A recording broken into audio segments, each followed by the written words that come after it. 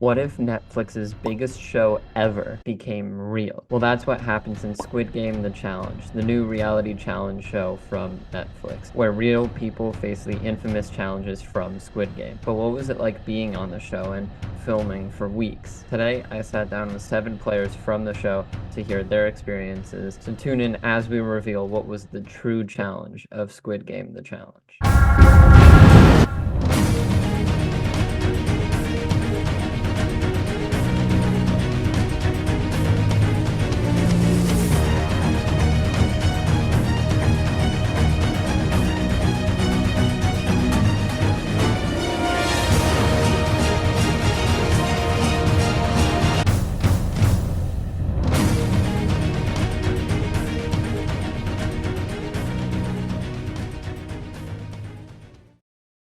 Hello, Robert. Hey, how you doing? Glad to be here. Very honored. So thank you very much for having me. Yeah, thank you so much for coming on. TJ, hello, how are you? I'm good. How are you? I'm good, I'm good. Thank you for coming on the show. Thank you for having me. Sincerely. Thank you for having me. Hello, Lindsey. Welcome to the podcast. Hello, I'm excited to be here. Hello, Kevin. Welcome to the podcast. Thanks for having me. Hi, Elliot. Welcome to the podcast. Thank you so much for being here. Hi, lovely to meet you. Thank you very much for having me on. Hello, DeAndre. Welcome to the podcast. What's poppin'? What's poppin'? Hello, Amanda. Welcome to the podcast. Thank you so much. That is fantastic for having me. Really great. I'm excited to talk about my time in Squid Games. The first question I wanted to ask about being on the show was, how did you get the chance to come on? Was there an audition process? Did someone approach you? What was it like? No, I was actually driving up north and I was just, let me just check my phone because I've been trying to get on a show for years. And so I just saw the Squid Game thing and I love the show. So I saw the link, clicked it, didn't think anything of it. And then like the next day I got a call back and they just said, hey, we're interested. And so you have to go through this kind of like this long grueling process. They test you for everything, your health and your mental health and everything, and background checks, social websites, and you go through this long process. So, and yeah, I guess I passed. I found it by dumb luck. I was scrolling Twitter and I seen now casting for Squid Game: The Challenge, and I'm like, this ain't season 2. And and then I seen it again. It said today is the last hour of the last day of casting. If you didn't do it now, you'll never be able to. Oh, this is real. Oh, and then I pressed it, and I filled out my info. So my audition video, which they required, I didn't say anything about myself. Like I said like 3 things. I said I'm tall, I'm a basketball player, I'm from New York. That's it. And it was like, half hour later they called. It was like, yeah, TJ, we need to know a little bit more about you for you to be even eligible for this. I was like, oh, this is really real. Oh, it was supposed to be a 5-minute conversation. It ended up being 45 minutes because, I love talking to people. I love getting to know people, and they got to know me all the way. And then that agonizing 2 months of waiting for me to be actually cast, that was the longest 2 months of my life.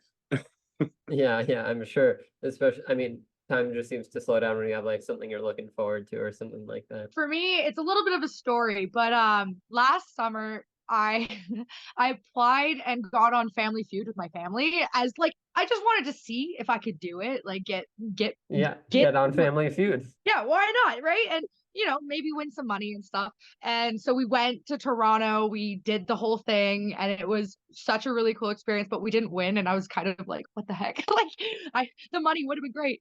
And so my mom knew I was a little like disappointed, but she was like, you got us on Family Feud so easily. And she had heard on the radio about an audition for Squid Games: The Challenge. She's like, this is so up your alley, Lindsey. Like, you got us on Family Feud. Why not try for this show? So I was like, you know what? You're right. I'm gonna do it. So I like we are right now. This is kind of, I threw my hair up in a bun and I wore my like disgusting gross hoodie and I made a little video just being like, hey, I'm Lindsey from Canada.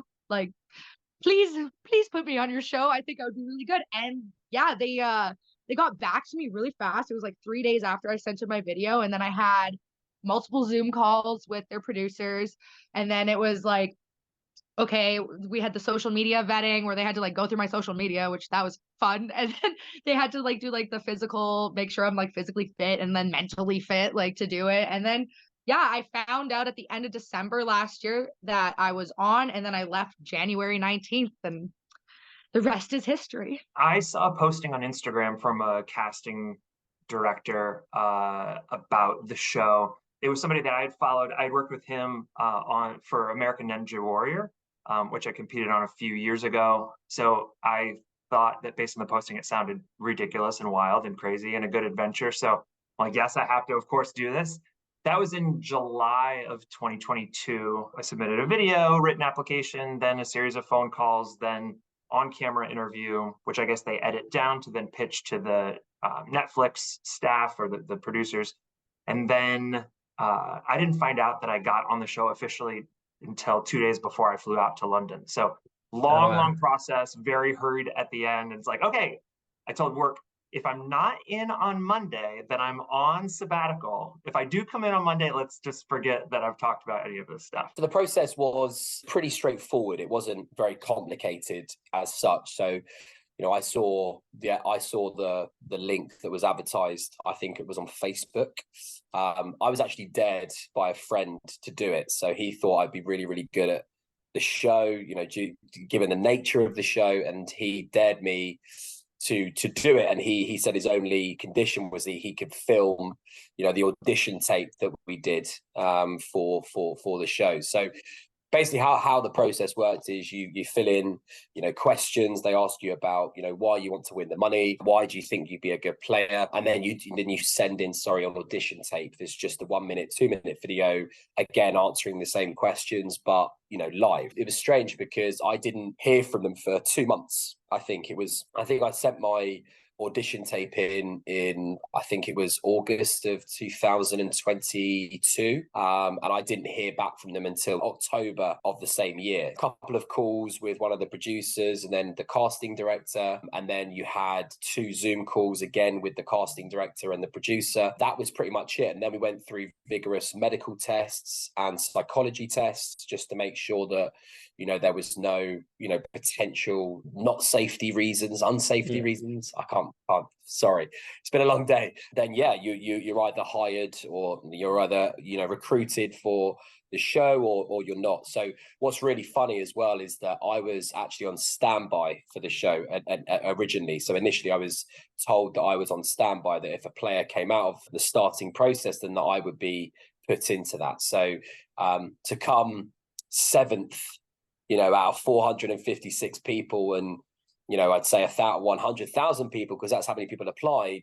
Yeah, it was an amazing, it's an incredible achievement for me. It wasn't a complicated process. It was just more, why did I want to win the money? What would I use it for? Why do I think I'd make a good player? And what would be my strategy in the game as well? When I finished watching the original Squid Game, they had an ad pop up after the show that said, "Do you think you could win Squid Game?" And I didn't think too much of it at that point. I thought the Squid Game was cool, but then I saw that someone reached out to me about the show, hey, you should apply for this. And so this was way back earlier last year. I just said, I might as well. I thought it was interesting and whatnot. I really loved the episode in the series. It was really captivating. And I said, sure. The next thing you know, I'm getting calls from the producers and whatnot. And, they're showing some interest. But I've been through this process before with some other shows. They always steer you along a little bit and then drop you at the last minute. But yeah, they kept in contact. I knew probably about a month in ahead that I was going to be on the show, just because, you had to go get a physical and go to the doctor's office. I don't even know how I got contacted. I'm being honest with you. I don't even know how it happened, because I had never even heard of Squid Games. And then I had to apply the normal way through external to US. And next minute, I never thought any more about it. And I get this email, can we call you?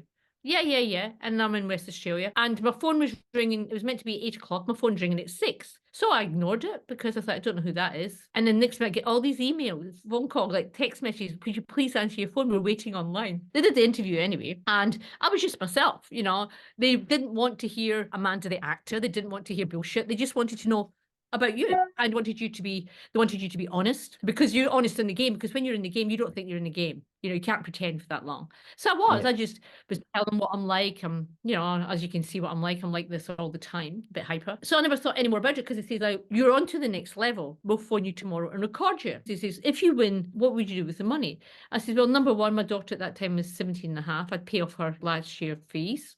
Girls' school, private schools, a lot of money. And I would want Disney to take me on a Disney cruise, because I love Disney cruises. That was only two things I wanted. And, you know, all the other bullshit people say, I'll give it to charity and blah, blah, blah. Of course, you know, if you've got that much money, of course. But they're the only two things that I wanted. Then I get a phone call again, another email saying to me, oh, you're on the next level. And I'm like, okay, what the hell is Squid Game? So I started to say to people, what's Squid Games, you know? They says, oh, it's one of the biggest things in Korea. Oh, okay. Never thought any more about it. And I was having to fly to Scotland to see my mum. So I was going over to fly to Scotland in September. They wanted to do a psych test, a psychologist test, and they wanted to do a background check and that. So I flew over to Scotland. I now then had to get a medical over there. So I then had to find a medical in there because I'm not covered. And it was just the whole game. It's like, oh, for God's sake. Picture this. I'm upstairs like this in my mum's house, and she's disabled. She's got one of the chairs that go up the stairs, and I'm on talk to the psychiatrist, and I said to Mum, now remember, Mum, I'm on a very important call at work. Don't come in. I can't come in. I can hear the chair coming up the stairs, and I'm trying to talk to yourself, and you know, you're distracted. And I said, gosh, she's going to come in. Next minute, the door's open. Are you there? Yeah, are you there? So and I'm on an official site with a Netflix psychologist, and the guy says it's cool. I think that helped, because that normalized me. You know, people were saying I was normal. And he says to me at the very end, do you know what Squid Games is? I went, it's a game. He went, right. What else do you know? I says, it was in Korea. He went, great. What else? And I went, people got killed in it. He went, right, okay, you really have to watch it. I'm like, yeah, of course. He says, no, you have to watch it so you can actually go out there and you can actually be aware and you know what's going on. Absolutely. If it means that I have to get into the game this way, absolutely. I hung up the way, yeah, bullshit, I'm going to watch it. You know, you say, yeah, I'm not going to watch it, you know. So the next day, I'm out with my mum in the shops, and the phone call's ringing, and the number's phoning is the handler, you know, the lady that looks after you. Hi, Amanda, how are you? Just a quick call. Have you watched Squid Games yet? And I'm like, she went, yeah, we got told you haven't watched it yet. I'm like, oh God. She says, you need to watch it. So I binged on it all weekend. And then on the Monday, I said, yes, I've watched it. She said, do you feel any different? I went, as long as you don't shoot me for real, or if it is, can I shoot somebody as well then? You know, just, you know, I want a chance, I want an even chance of shooting somebody. Then I flew home, never heard any more, forgot about it. And then I got a phone call from the same handler, just to let you know you're in. And I'm like, yes, I'm in. January came around. They come and pick you up from your house. My daughter was 18. All she knew I was going into a game. All she knew was I was going into a film, because she used to be going to film. So I go in, and then there's no talking all the way. So I got on the plane, not business class, may I say, not business class, stingy bastards. Were there any like notes or strategies you kept in mind from watching the show that you took with you into the challenge? You know, everybody had a strategy. Like we all thought we were going to get into a big war, you know, at the middle of the night, like one side was going to attack the other. So we're kind of like sleeping with our shoes on and our jackets, because, you know, we want to get ready to fight, but none of that happened. And the thing that they were very good about was keeping it all, you know, a mystery. You know, that's one of the things I didn't like about the show, in the sense that I was like, we really never knew what was going to happen, you know, because we'd be in the dorm for like a day and nothing would happen. And then all of a sudden, boom, you know, they'd come out with the guards would come out, you know, and they would drop off, like, you know, you saw like the telephone, or they would say, hey, we're getting ready to take a walk, you know, so we go walk the steps, you know, which is one of my favorite parts. There was always this, I don't know what's going on. And so strategies went out immediately, because we were like, I don't know what's going on. We just have to roll with this. Yeah, just go with the flow, you know, figure out where you got to be and when. Yep. You had watched the original with like your family. Did that give you any like strategies that you wanted to bring into the challenge? Yes and no. The yes was misguided. So, you know, people get the misconception that, you know, the reality show is scripted. It is not, like, at all. I wouldn't put myself through this hell if I was paid, like, I don't care how much it was. But initially I had a strategy. I was like, yeah, I'm gonna do this, I'm gonna do this, I'm gonna do this. but when everything was in front of me, everything went out the window. Literally everything went out the window. And then I just attacked the moment. Yeah, so when the original show dropped, I was a pretty big fan of it. I'm kind of a nerd, if you can't tell. And so I loved the show. I thought it was a really interesting concept. So when my mom was like, "Hey, you should do this," I was like, "Oh my gosh, I love Squid Games." I had seen the show 3 times at that point, so I watched it again, and I was like, "Oh yeah, like these are kids' games. Like this is so easy. I could definitely do this." When in reality, it was a lot harder than Yeah. I think people assumed, right? I had seen it originally when it came out, and then I watched it again when I was advancing in the audition process. Because they would ask, like, which character do you identify with? And I'm like, I kind of forget all of their name. I'm like, maybe the Yeah. main guy, or I'm not sure. So I needed to watch it back just to answer questions. And then watched for the games also. But strategy-wise, I didn't know how closely it would mimic the original show. So my thought was that it was certainly going to be like children's games, but I didn't really expect it to be so closely tied to the original. So I like learned to hula hoop.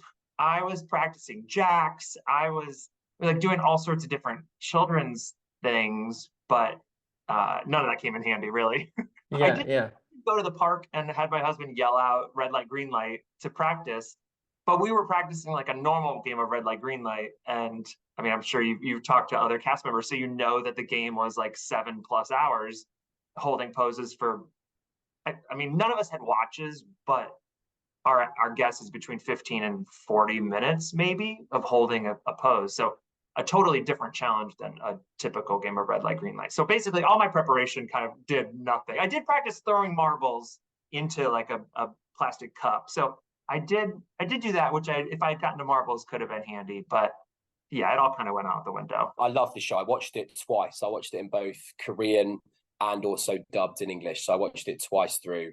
And I also watched it again for a third time when I was actually in the hotel isolating before we went onto the set. So I love the show. I thought the show was unreal. You know, I'd never seen something quite like it. And I think it was, for everyone who, you know, was a fan of the show, it was like an original concept that no one really, I mean, obviously you've got the Hunger Games, you've got player versus player shows that are out there, but I think with Squid Game, it just felt a little bit different. And I love that. I guess my strategy going into that or into the show myself, I don't think I wouldn't say I had one. I mean, I was always, especially in the dorms, I was always someone who, you know, stayed very much so under the radar. Like you've seen the show, you know, people who have big personalities, people who were making themselves known were always a target for someone else. And I didn't want to do that. I knew that was going to be the case and I didn't want to be a target for anyone. So I kept very much so under the radar for a lot of it. So I would say that's probably my only strategy I had. For the games themselves, you can't have a strategy. You just have to go with it and,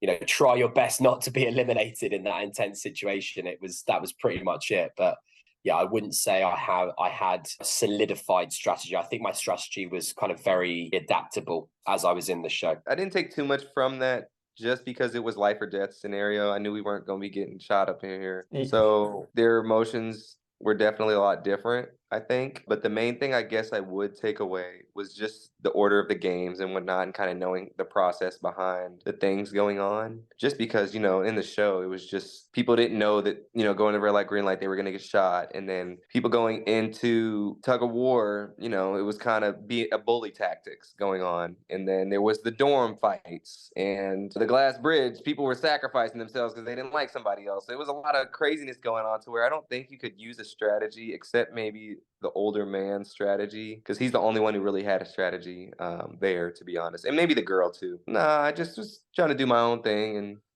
you know, stand by some morals and values that I had to go in there with. I had never watched Squid Games before I even went into it. So I had no idea. When we got to the psychiatrist and the psychologist test, we get like handlers. They actually told me that I had to watch it to get an idea of what I was going in for. So I had no idea. So I had to quickly watch it, then verify with Netflix that I'd actually watched it. But when I went in there, I didn't know the song. People had been practicing for 6 months. They were all ready. And I'm like, okay, what do I do now? Because I'd played those games at school. I hadn't trained for it. They had top athletes in there that didn't make it, mate. There was top athletes that didn't make it. We had top wrestlers. He didn't get past. Before starting the competition, how far did you think you would get into the show? Well, you know, I saw the show and I was prepared in the sense that I just started exercising 100%. You know, I just started, lifting weights, doing it, my cardio, doing all of that. So that was my preparation for the show. And I would say doing that got me through red light, green light. That got me prepped for that part of the show. Because had I not exercised, I would not have gotten past it. I mean, you get stuck in those poses and forget about it. But for the rest of the game, a lot of it was luck and the stuff they put you through. We went to London, they picked us up, they got us to the hotel, and then that's where like the show really started, all behind the scenes, because it was just crazy from the moment we got there. I mean, from the check-in, don't talk to anybody, the food, it was really a mind, blasted my mind. And then I had like one of the worst rooms that they had to stay in because we had to get quarantined and tested before we go on. My room had no heat, and I just thought it was part of the game. I was like, okay, this really can't be this bad. I mean, this is a 4-star restaurant, not a restaurant, but a hotel, and I have no heat. And I would go downstairs, like multiple times and say, hey guys, I have no heat. And they're like, okay, we'll take care of it. They never brought a heater. So I'm sleeping with the coat on, and socks and a hat every day, for like 3 days. And I just thought it was part of the game. And I found out after the fact, no, I just had a bad room. That's all that was. So it was quite the experience, right from day one going on through that show. They told us it was going to be a cold challenge, so I'm from Wisconsin. So cold weather is nothing to me. So I was ready for it. It was really Squid Games in that sense, because it was really a pounding at all your senses. You know what? That's a good question. I haven't been asked that. Athlete's mentality have supreme confidence in yourself. So I was like, I'm gonna win it all, But realistically, I was like, I'd be happy if I just get past the second round. I want to go to the third round. I'll be happy. Yeah, I say realistically, third round I wanted to get, but mentally, I was mentally you were ready to go all the way. My money. I didn't want to have the expectation on myself that I was going to win and then be disappointed. So I obviously manifested. I was like, I told everybody, I was like, I'm going to win, because I didn't want people to think I was doubting myself. But realistically, for me, just getting the call to get casted on the show as somebody from Canada, right? Knowing that this is a huge, Netflix is a giant United States company, and I knew they were going to cast a lot of UK people because that's where it was being filmed. So as a Canadian, just like getting on was like, I was like, I'm set. Even if I go home after the first game, like I'm happy that they just wanted me. But then as we were playing the game and I was like, I'm actually doing pretty good. I would like to make it past the first game. And then when I got to the dorm, so I was like, honestly, I could go home in Dalgona and I'd be happy. But I made it through Dalgona. And then so I think like I didn't have like a big goal other than everybody being like, yeah, I want to be a millionaire, right? But my realistic brain was like mini goals, I called them. I had little mini goals while I was there, and when I made them, I was like, oh my goodness, this is amazing. I really gave me a lot of like self-confidence and like helped me realize a lot of things about myself that I didn't know before at the age of 30. Like it's crazy. So like I had little goals and stuff. Obviously, I would have loved to go further. I got out in warships, which was a little bit not my fault. I just stood in a boat like a sitting duck, and that's something I've actually has helped me with the whole process and like accepting how things worked, was that it wasn't my fault that I got eliminated. It wasn't my skill set. It was just I was in the bad boat at the wrong time, and the way she goes, chance, right? It was more chance than like you not being able to complete a challenge or something. Exactly. And I think like if I did go out on Dalgona or something, I would have beaten myself up so hard over it. So it was honestly, I am so glad with the experience, and I wouldn't have changed anything. It was really hard to predict because I knew that a lot of it was going to be based on chance. With that chance, it's like you could have the best strategy, you could be the best at building relationships, you could be really smart, really physical, all that stuff, and then you get put in a situation where the odds are stacked against you, and you really don't have much of a chance. So my big goal, I kind of had two goals. It was number one, to make it into the dorm. I wanted to get past red light, green light, make it into the dorm just to see the set, really. I've done theater and I do kind of some like artistic sort of endeavors, and I just wanted to see the set. So that was kind of my baseline goal. And then also, having been edited out of American Ninja Warrior, I just wanted my friends and family to be able to see me. It's to me to point at the screen and like, there I am. I promise I was there. So those were my two goals.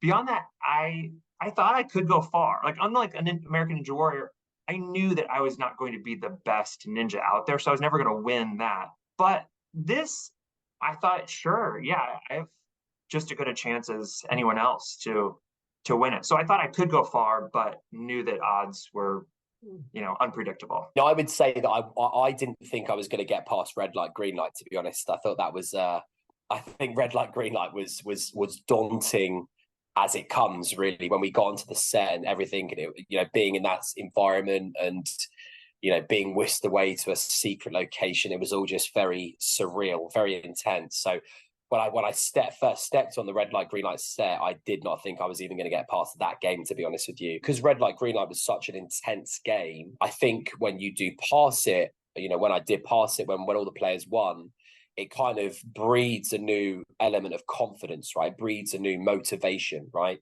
I won't say that means that I was kind of confident going into every game, because I really wasn't. But, it's certainly, if you can pass that, it's one of those things, if you can pass something that intense and that physically straining, then you just feel like you can pass anything, or there's a chance of you passing anything.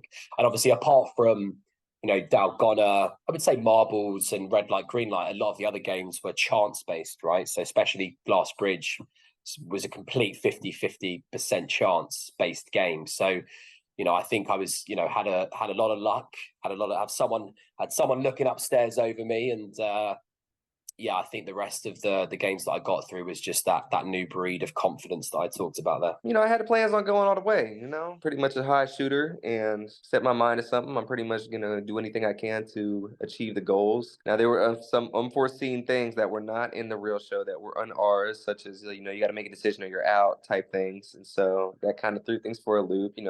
Being visible and having the chance to volunteer for things definitely was not the way to go. Looking back, hindsight 2020, sure, lay low and just chill back and you'll be good. But that's not how it worked. And yeah, we soon found that out very quickly. I wanted to go all the way, but what happened was kind of a lot of chance going into that. So I just did the best that I could. I wanted to go to Glass Bridge. I wanted the experience of falling through of the Glass Bridge or getting to the other side. I wanted that feeling. I didn't have a clue if I was going to have to do that, the actual Squid Game. I didn't know how to play that, so I'm thinking, well, I'll just push my way out of all that and just hopefully it's not a big Bertha guy, But I thought, well, marbles, I wouldn't have a clue really how to play them. I just go throwing them against the wall and I'm hopeless. I just wanted to take it, to be honest, one day at a time, because it wasn't about the end result. It was a journey for me, like yourself, hero's journey, it's a journey to get there. And the problem they had in there was not people fighting. They were not fighting. They really cast us well to get on. They cast us so well, too well, because we were not fighting. We didn't hate each other. We were all helping each other. So if somebody had a problem, we all helped each other. But I didn't see myself going out. But I didn't see myself at the end either. I mean, I did lie under the money like this.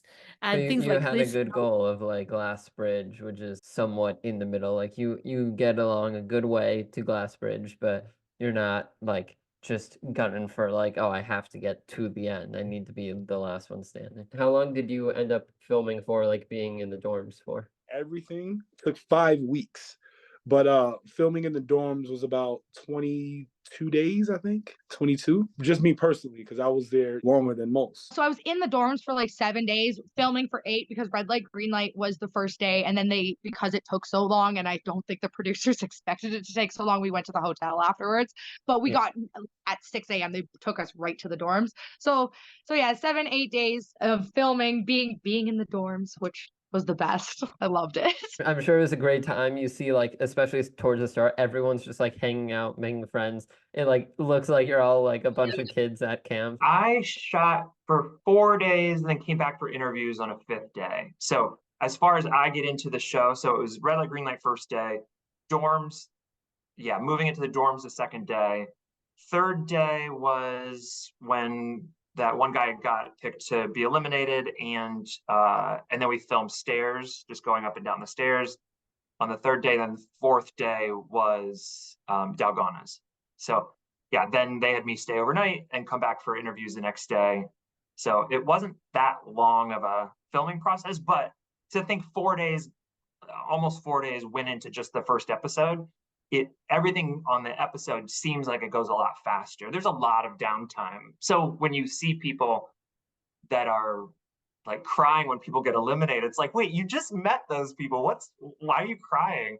But there was so much, I mean, almost like trauma bonding and just time to sit around and get to know people. So a lot of downtime. I was in the dorms for about 3 weeks. It was about 3 weeks worth of filming, and I believe that the final 3 were there for another 2 or 3 days, I believe, or maybe 4 days. So I think the overall filming altogether, across the cast was about 4 weeks. But yeah, I was there for 3 weeks in total. Living in the dorms was cool. I think I was in there for about 4 days, 4 or 5 days. And it was cool, meeting all the people all over the world, talking nonstop, living in one giant space with all these other people was pretty amazing. I mean, I've had a plethora of roommates in the past, so I'm used to living with a bunch of different people all the time. But definitely was nice to be able to wake up and see your good friends right first thing in the morning. That was probably the best thing I could take away from the living situations and whatnot. But yeah, no, it was cool. I had a good time in the dorms. You've got no windows. You've got no clock. You've got nothing. So you're in prison, right? So you don't know when it's going to be wake up time or not. And I'm older. So I'd go for a shower when I think it was time to wake up. And then I'd come out and I'd do exercises. So I'd exercise at some point. I don't know what time in the morning. God knows, it could be any time. Every morning. And they did record me, but they never showed that. Then I'd sit in the middle of the whole dorm and I'd just sit and reflect, because I love that feeling of just being in the dorm. I used to sit in the middle all the time.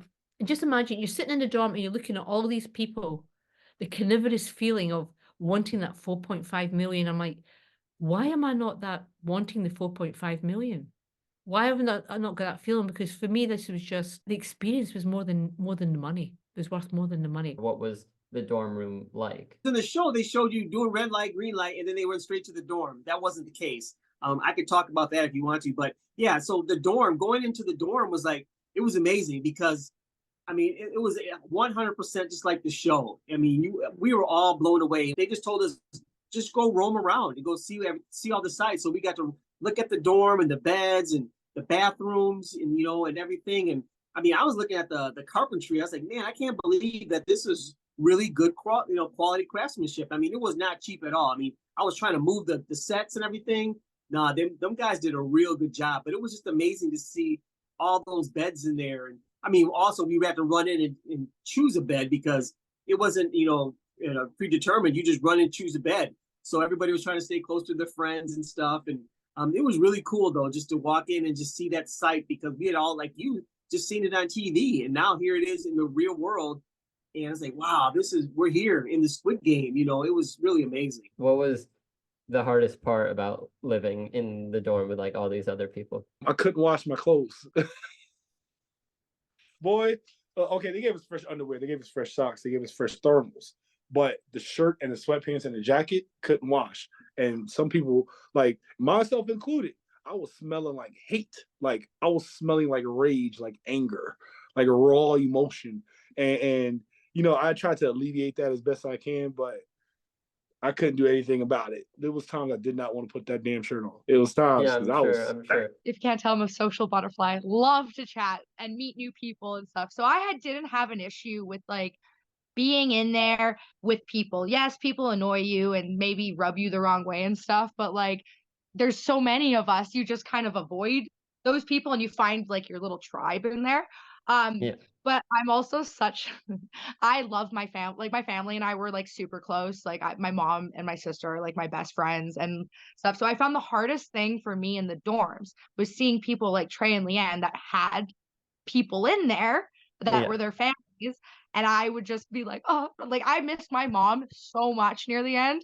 And my sister and stuff. They didn't air any of me crying in the dorms, but like the last 3 days I was in there, I pretty much cried all 3 days because I was just like, I just missed my family and my friends so much. And then I had my little squad, like they helped me through it, right? So Yeah. that's probably the most difficult part. Also the food sucked. The food was awful, and like so bad. But I kind of knew this, so I kind of started starving myself before in preparation, being like, hey, well, if I'm not going to eat, I can't like go in there, right? I have to prepare my body for this.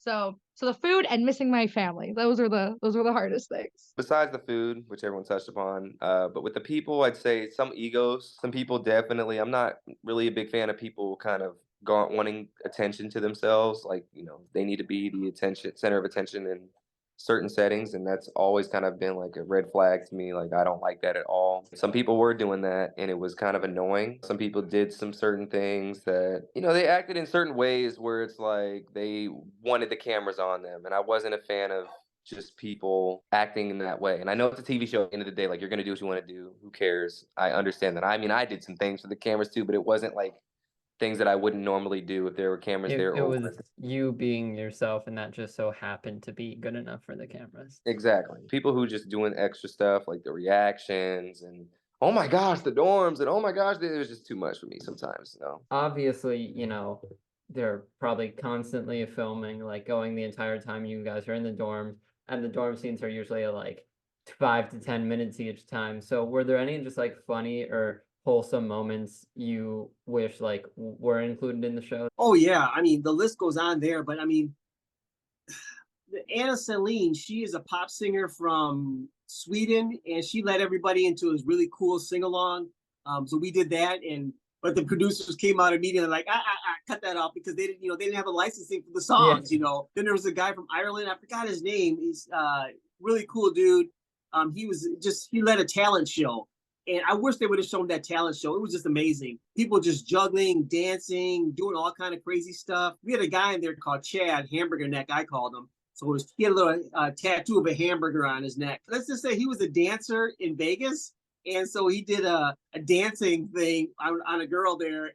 And then the producers came in and said, you can't do that either, And then they're checking with the girls. Is it okay if he's grinding on you? There was just a lot of cool moments in the show that they didn't show. Like people were talking about, let's say, I don't know, just the first time they've ever been out of like the country. Like for me, it was the first time being in London. But all these really cool stories, and just personal journeys that people were going on, and we got to see and witness. Plus, I think the other cool thing would say, I don't know if they really alluded to it, but we had socks and underwear, and so they had this huge drawer of them, and so they balled them all up, and they made a ball, and they would play with their jackets. They lined them all up, and so they played volleyball. And then they had another one where they took the socks and the towels, and they made like a bowling ball, and they would knock down our water bottles for bowling. Then they had a game. They did that with soccer as well, and it was really cool that how we were just like after 2 days, we were like prisoners and just thinking of stuff. And just playing all these games with things that we just had available to us. So yeah, there was a lot of just cool hanging moments. out, having a good time. Yeah, but the thing that was crazy about it, the food was horrible. So like we're all famished, and I'm watching the guys out there. Like, how do you have energy to still play these games? I was like, I can't do it. I want some more food. The Ghost Priest. It started out with 456 people, right? But it ended up being 197 in the dorms, which is still a lot of people. Yeah. But then there was this rumor going around, with that many people, there's going to be rumors, that there was a ghost priest, like a literal ghost in the corner. And I'm like, yo, listen, I don't play that game. I don't play with the spirit realm. Like, yo, leave it alone if it's true. But if it's not, stop.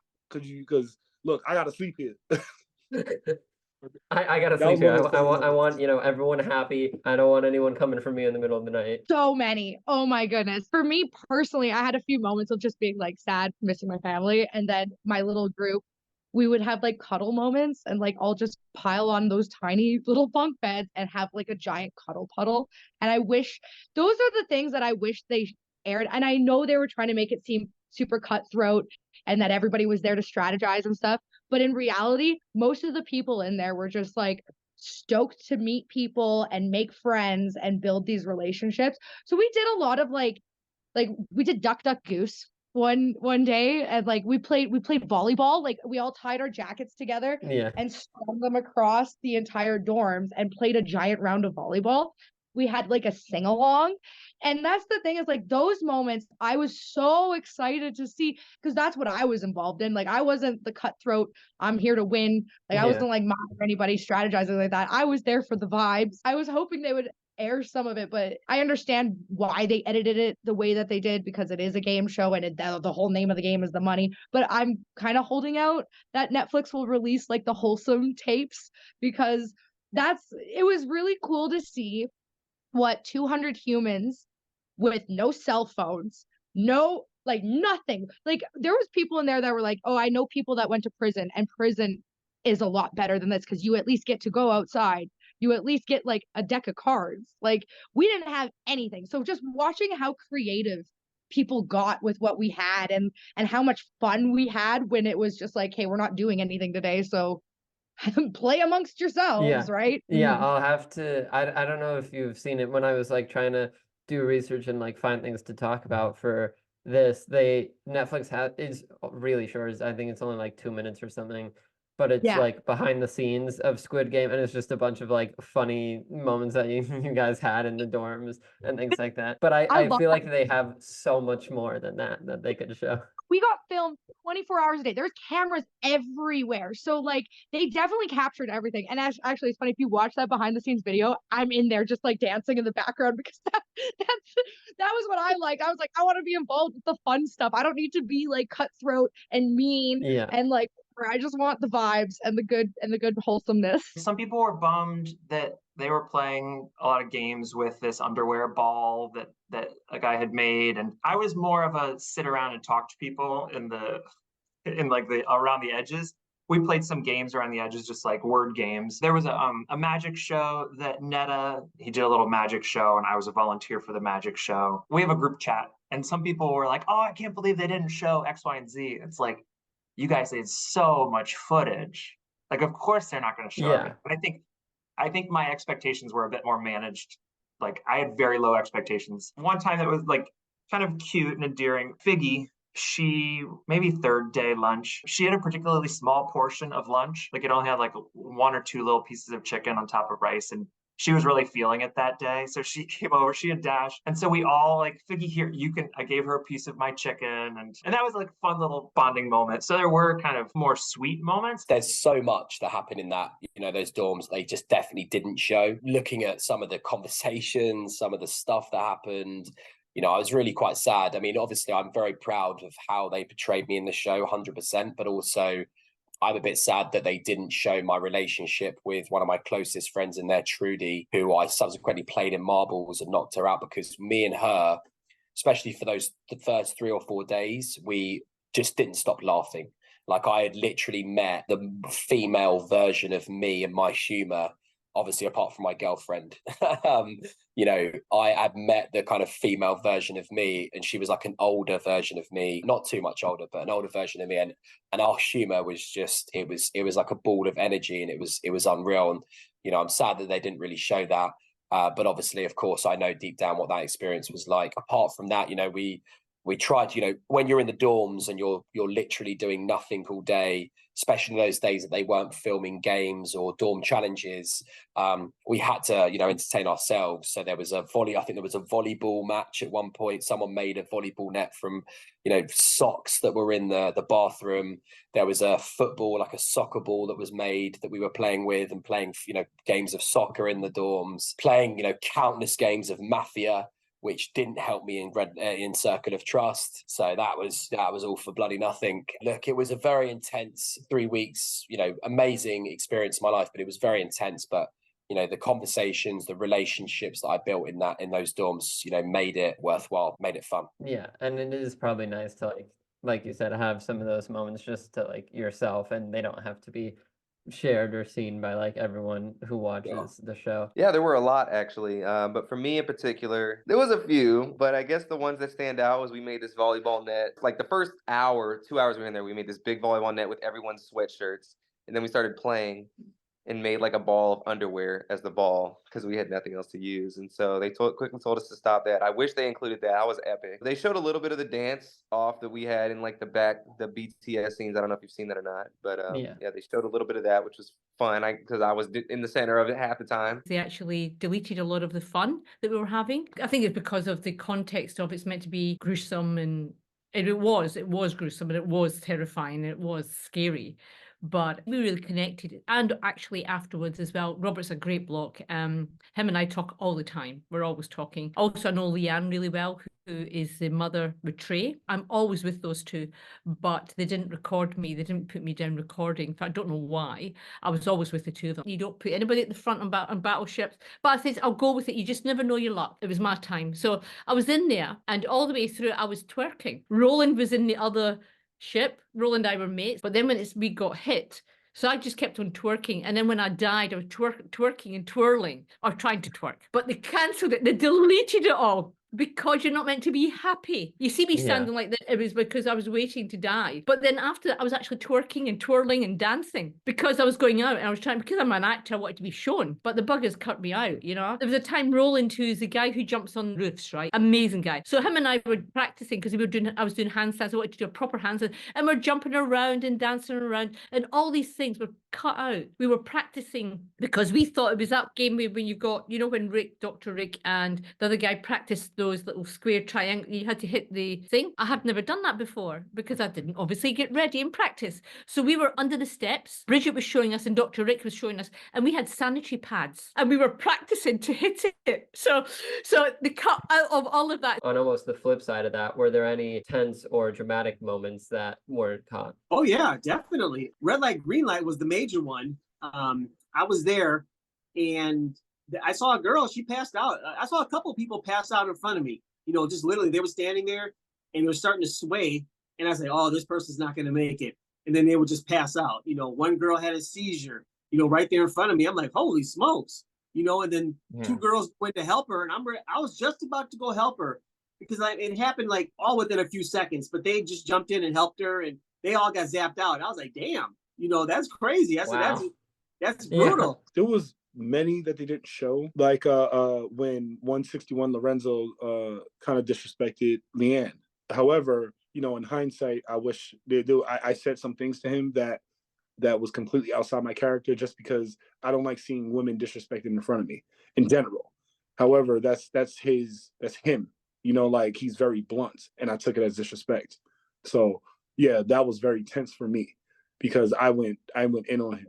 And I'm glad they didn't show that because, you know, that was a moment, you know, we all broke at one point or another in there mentally. And that was my breaking point right there. I'm sure. I mean, being in this basically big box for almost a month, I'm sure everyone's going to like reach their breaking point. Like you said before, the cameras was on 24 hours a day, 7 days a week. So we had no privacy, like zero. Even in the showers, the cameras was the neck up, but they were still cameras in there. They must have had like 400 or 500 hours of footage, at least, in the very least, to fit that into 10 hours, basically. It must have been such a big like editing job having 456 people, and you know, you can't feature every single player, else it's going to be like, you know, an ongoing thing forever. So I think they did a good job of like featuring some players, but having, you know, small moments for each person. Did you see any like tense or dramatic moments in the dorm that actually were cut out of the show or like not included? Yep. So I could see all the memories coming into your brain. You're like, oh boy. I thought for sure that I was going to be on camera more because I actually had beef with 432 Brighton. Me and him did not get along. We had butt heads in the bathroom because I was the one that started the condom thing that everybody is talking about because I'm a goddamn genius. And I wanted to talk to you about that, get into that with the chaplets. So I was miserable. Because I live in Alberta. Alberta is a very dry climate and stuff. And I like, my lips were chapped going into the games. So being in there, they just got so much worse. And I was laying in my bunk miserable. And I had like the light bulb moment of like, oh my gosh, like lube is edible and fine, and we have hundreds of condoms. What are we doing using the conditioner? So I ran to the bathroom and literally like pocketed like 25 condoms. That's why they all disappeared, because I was like, I'm taking them all. Like, these are mine. And then, you know, so I was sitting in the bathroom with another player, and I made a joke. I was like, because I had a boyfriend while I was in the dorm. So I made a joke to like one of the cameras. I'm like, this is not what you think. And I like ripped the condom off and started just like doing this. And Brighton came in and told me I had no morals because I was rubbing condoms on my face. And I looked at him and I was like, I have morals. I just don't have standards, dude. Like, I don't care. Like, I'll happily rub condoms on my face. It's called being resourceful.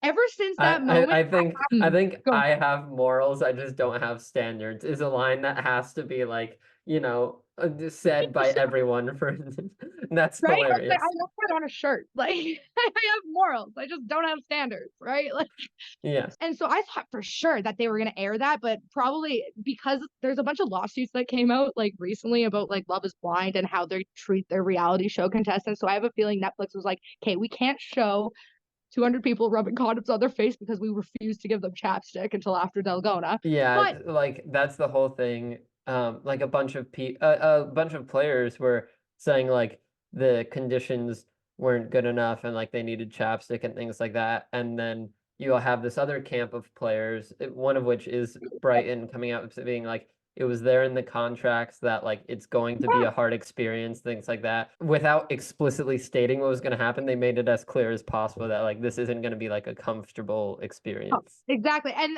I'm in that camp with Brighton. It's funny. Me and Brighton had You have beef, beef and then with Brighton, but you're also in that camp with Brighton.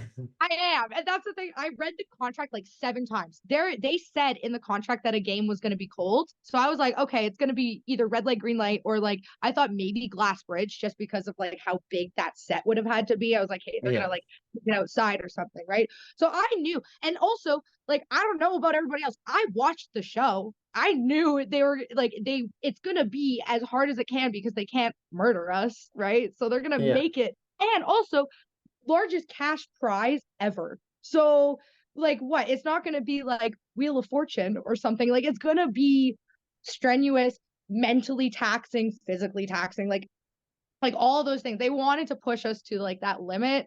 And I expected that. And that's why like I'm a little this is my 2 cents on that. I have a feeling the people that are really complaining got out in red light, green light, and are just really salty that they got flown to the UK to get eliminated in the first game. It is the interesting like psychology test or just human experience of like people's morals are inherently going to get tested when you put $4.56 million in front of them and offer it to them if like they lower their morals a bit. And like I feel like a lot of people are definitely more than willing to do that. I think most of the tense moments that I was a part of were in the show. I think a lot of the viewers saw the very, very intense moments because, that's what Netflix wanted to do with the show, make it very intense, make it very dramatic. And so I think because of that, the viewers, you guys saw a lot of the intense moments. Trying to think back if there's any more that weren't in the show, I wouldn't say there was any. I think you guys saw them all. I wish they would have shown more of the conversation that people were having about other players, because a lot of people was doing a lot of talking, and there was some incidents going on of players just running their mouths around a bunch of people, and they just didn't show that. Like, I don't know why, but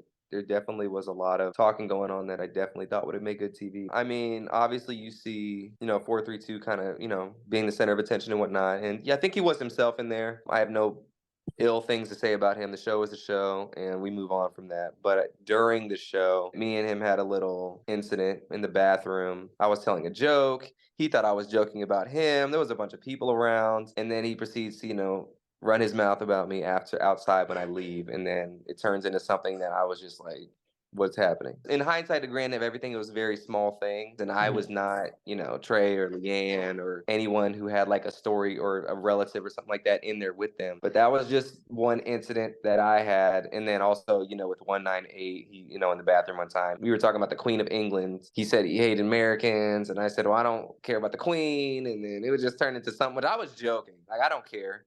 But it just turned into something else, and then some remarks obviously being said. But those things in the game, they happened. But I don't hold too much weight on them outside of the game. Like I've talked to 432 in person since then, and he's fine. We're fine. No bad blood or anything like that. But yeah, there was definitely some tense moments in there where some people was trying some certain things. Yeah, but it's nice to hear that you sort of made contact after the show as well and like put it to rest and there's, it's been settled. My thing is though, if there's something that happens in the show, I can forgive all that, because it's a game. We're trying to win money. But if there's something that goes on outside of the game, then I got a problem with that. Because like at least for the show you have the excuse of they're acting differently because of the cameras or the chance of fame, but outside of the show that's most likely just who they are. Yep.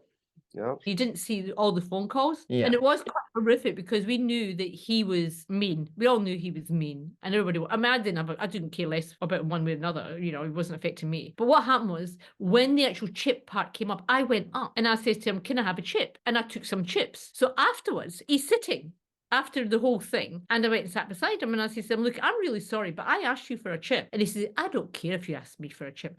If I get a chance, I'm going to eliminate you. And I'm sitting there going, what? And he says, yeah, he says, all of you, my friend that took the hamburger, she's gone. And he's so arrogant. And that was his more, because he just wanted to be seen, you know, because that's the way he wants to be seen. But I just says to him, but why are you so mean, you know? And they never showed any of that. It's all recorded. You don't have to be so mean. In life, you have to look at yourself in the mirror. Anyway, I left. I went on and on and on about stealing chips. You asked Robert, you asked the guys. I was in tears. I didn't want to steal and I didn't steal the chip, but the way he said it was as if I stole the chip. To me, that was horrific, you know, an older lady stealing somebody's chips. And then number 200, and when he got eliminated, I was crying. There's a video of me. Did you see a snapshot of it? Him and I met each other in the hotel before we went in. You know, very close. I was actually crying because who would eliminate him? I could not understand why anybody would eliminate number 200. He was such a nice bloke. He was a good guy. He was fun. But he was too loud. He was taking the limelight from some of them. That's why I reckon he got eliminated. Do you know what I mean? Because he was taking the light. Since the shows started to like get popular, a bunch of players are talking about their experiences and things like that. And one of the things was a big portion of like red light, green light, it taking a lot longer than is seen on the show. Was that true for you? Like what was that experience like for you? Yeah, like I said, I'm just gonna give you all the behind the scenes stuff too, you know, because you know they had us in this huge hangar. I don't know if you've seen it, but it was a huge hangar where they filmed Batman, and it was an amazing sight. I mean, it was cold and all, but just to see all these people jumping up and down, and they finally let us into the doors, and that's when you see, you know, like everybody walking in. So we all lined up there, and then they said, okay, they start, you know, behind the scenes stuff. They're just talking to us, you know. And then they talked to us again. Then they pulled people aside and interviewed them, and this whole time we're just excited. We just want to go, you know. And then they said, okay, we're gonna take a lunch break, and then we left, came back. And then they lined us up and they talked some more. And then we finally got to play the game. By the time that it started, I mean, we were cold and we were ready to play this game. But we found out from the adjudicator, because every time they had a game before that, they would have the adjudicator come out and tell us specifically what was going to happen. I knew immediately when they told us this, that, man, this game is not going to be 5 minutes. It's going to be hours. And, you know, because every time they stopped, they had to film us. You know, they had one drone, like the small drone would come in, and then the big drone would come in after that. And then whoever was moving when we were standing still, you know, they would zap them out and they would have the camera crews come in and on that person when that would happen. That whole ordeal took maybe 20 to 30 minutes each time that we stopped. So yeah, it took I got out, I think around the 7.5 hour mark. And, you know, it was right, you know, like the last 30 minutes, that's when people got out right around the 8 hour mark. So it was a long time. So you got to make sure you don't get stuck in a bad post. Yeah. I mean, people were practicing before we even went into the place. They were like, okay, I got to go here, do here. And it was funny because people would go down, they would lay on the ground, but it was so cold and for 30 minutes. So when they would get up, almost 100% of the people, they would get up and fall right over because the arms or the legs had fallen asleep. And so then they'd have to sit up, you know, for another 30 minutes and then they could go again, you know. But yeah, there was a lot of bad poses that were tried and, you know, and they failed a lot of them. You learned real quick that the best way is to keep your hands in your pocket and stand straight up, you know, and that's the best pose you can be in. I'll keep that in mind for the future in case I ever end up on the show. Red light, green light went on so long. As a former basketball player, did you find yourself going to those same moments of mental fortitude to get through that? Further. I went way further. You know, as the world knows now, I'm an anime head. The closest thing I could resemble is All Might in My Hero Academia, where he was plus ultra, you go past your limits and you smash past that. It was funny because I thought my athletic stature can help, but it didn't at all. It was more the mental aspect that helped me in red light, green light. heavily because I've never cursed myself out that much in my life. The amount of pushing that I had to do was crazy because I finished at the end. I was like the last group that finished. I finished with 1 second on the clock. So my time was 8 hours and 10 minutes. 8 hours of literally freezing in 10 degrees. Yeah. You can just like comprehend just a slight bit what we went through. And I truly, and I understand, but I don't like it that Netflix decided just to glaze over red light, green light. That was a big part that like in the show, they have the 5-minute timer going and it makes it feel like Netflix just had the cameras ready to get all this as the 5 minutes were going on.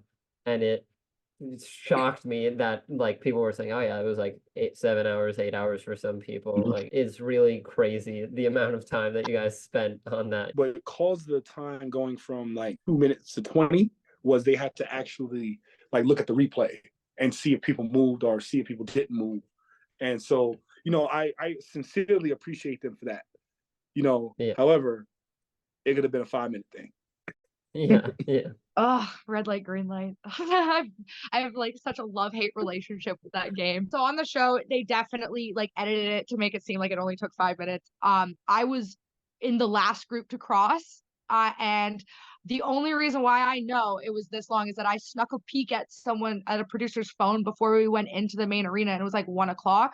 And when I got taken out and put back on the bus, it was 10:30. So 9.5 hours I was in there, and every single time that they said red light, we had to hold our position for 30 minutes, which that was so unexpected. The coldness, I came from Canada. Literally, it was -35 the week that I had left to go to the UK. So when they were like, okay, it's gonna be cold, I was like, it's -5. This is okay. But when you're in a game and you're holding positions for 9.5 hours and you're wearing kind of like not the greatest outdoor, like that's when the cold got to me. It's just because we were in there for so long. It was so hard. And I have heard that I think the success rate was like only like 42% of the people made it through that game. So that's insane. Like over half the people got eliminated. But if they're following the main show, like the original, that they kind of needed to make it so hard that it would cut half the people. Red light, green light. Did you have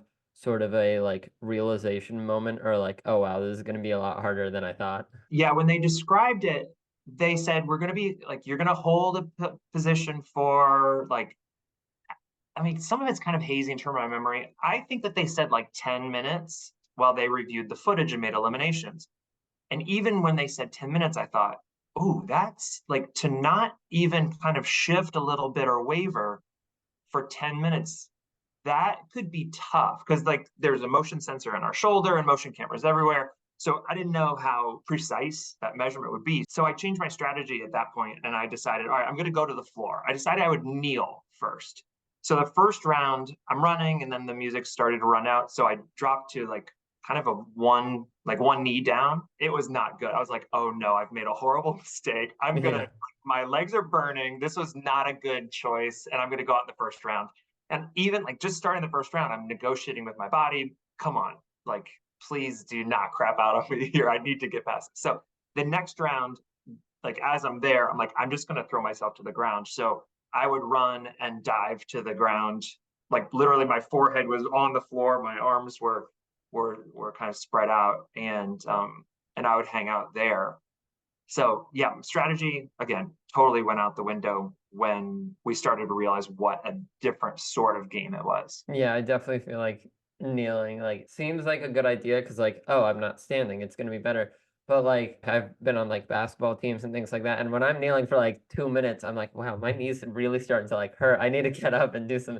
And so I couldn't imagine being there for like 30 minutes on the ground. I was one of the last people to get over the line. You see in the show when Leanne comes together with Trey at the very end when there's only 11 seconds left. I was part of that group, so for that group who were the last ones over the line, that literally we were there for 9 hours. It was definitely the hardest thing I've ever done. By far the hardest thing I've ever done. I can't think of anything else in my life that was harder physically and mentally than red light, green light. It was tough, man. It was really, really tough. I still to this day just don't know how I did it. I can't. When I got past the line and got back to the hotel and got myself into bed before going into the dorms, you're sat there and you're like wired, because you're just like, how did I do this? How did I get through that? It was pretty miserable, not gonna lie. It was freezing in there, of course, you've heard. And yeah, it was tough. It was probably one of the hardest things I've ever did. From being frozen for 30 minutes at a time to the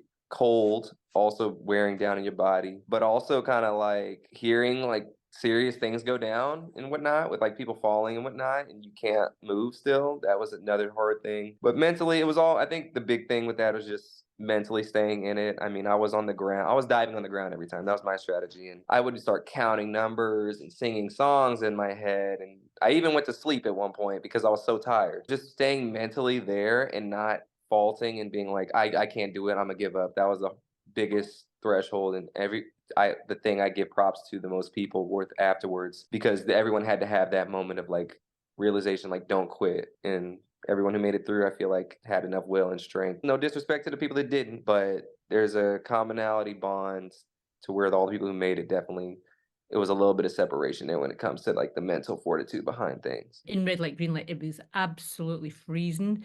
And I don't know if anybody's told you, we had hand warmers. Everybody had hand warmers in our pockets. I'm 58 and I am the only female over 25 in the Southern Hemisphere to get through red light, green light. Well, it was an experience before you even get in there. You're in tents outside, and the tents out there are really cold. They've got heatings and all that, and people were starting to make alliances in the tents. I was trying to play the game for me, was to be nice to everybody and keep my head below the parapet, which didn't help me to get recognized, because I was boring, shall we say, because I wasn't getting mouthy or having sex with somebody in the beds or, any of those things. And myself and this other boy from West Australia, we were the only two in West Australia. We get into red light, green light after hours and hours and hours in a hangar. It was so cold. I've lived in Australia for 33 years and I hate the cold. I mean, at the moment, I'm sitting in about 30, is it 9 o'clock at night? And I'm sitting at about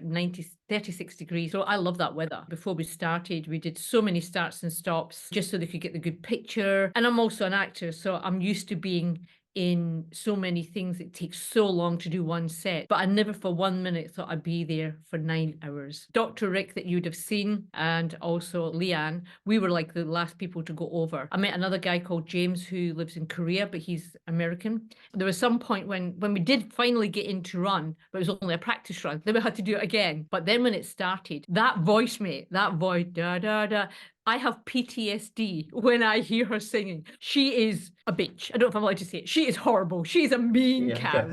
She's a cow. She's a cow. She turns really quickly sometimes. So what you saw is not what it's like. We would be standing for 20 minutes in one time, standing still. And I kept on, for some reason, stopping in the same position, putting my hands on my legs bent over like this.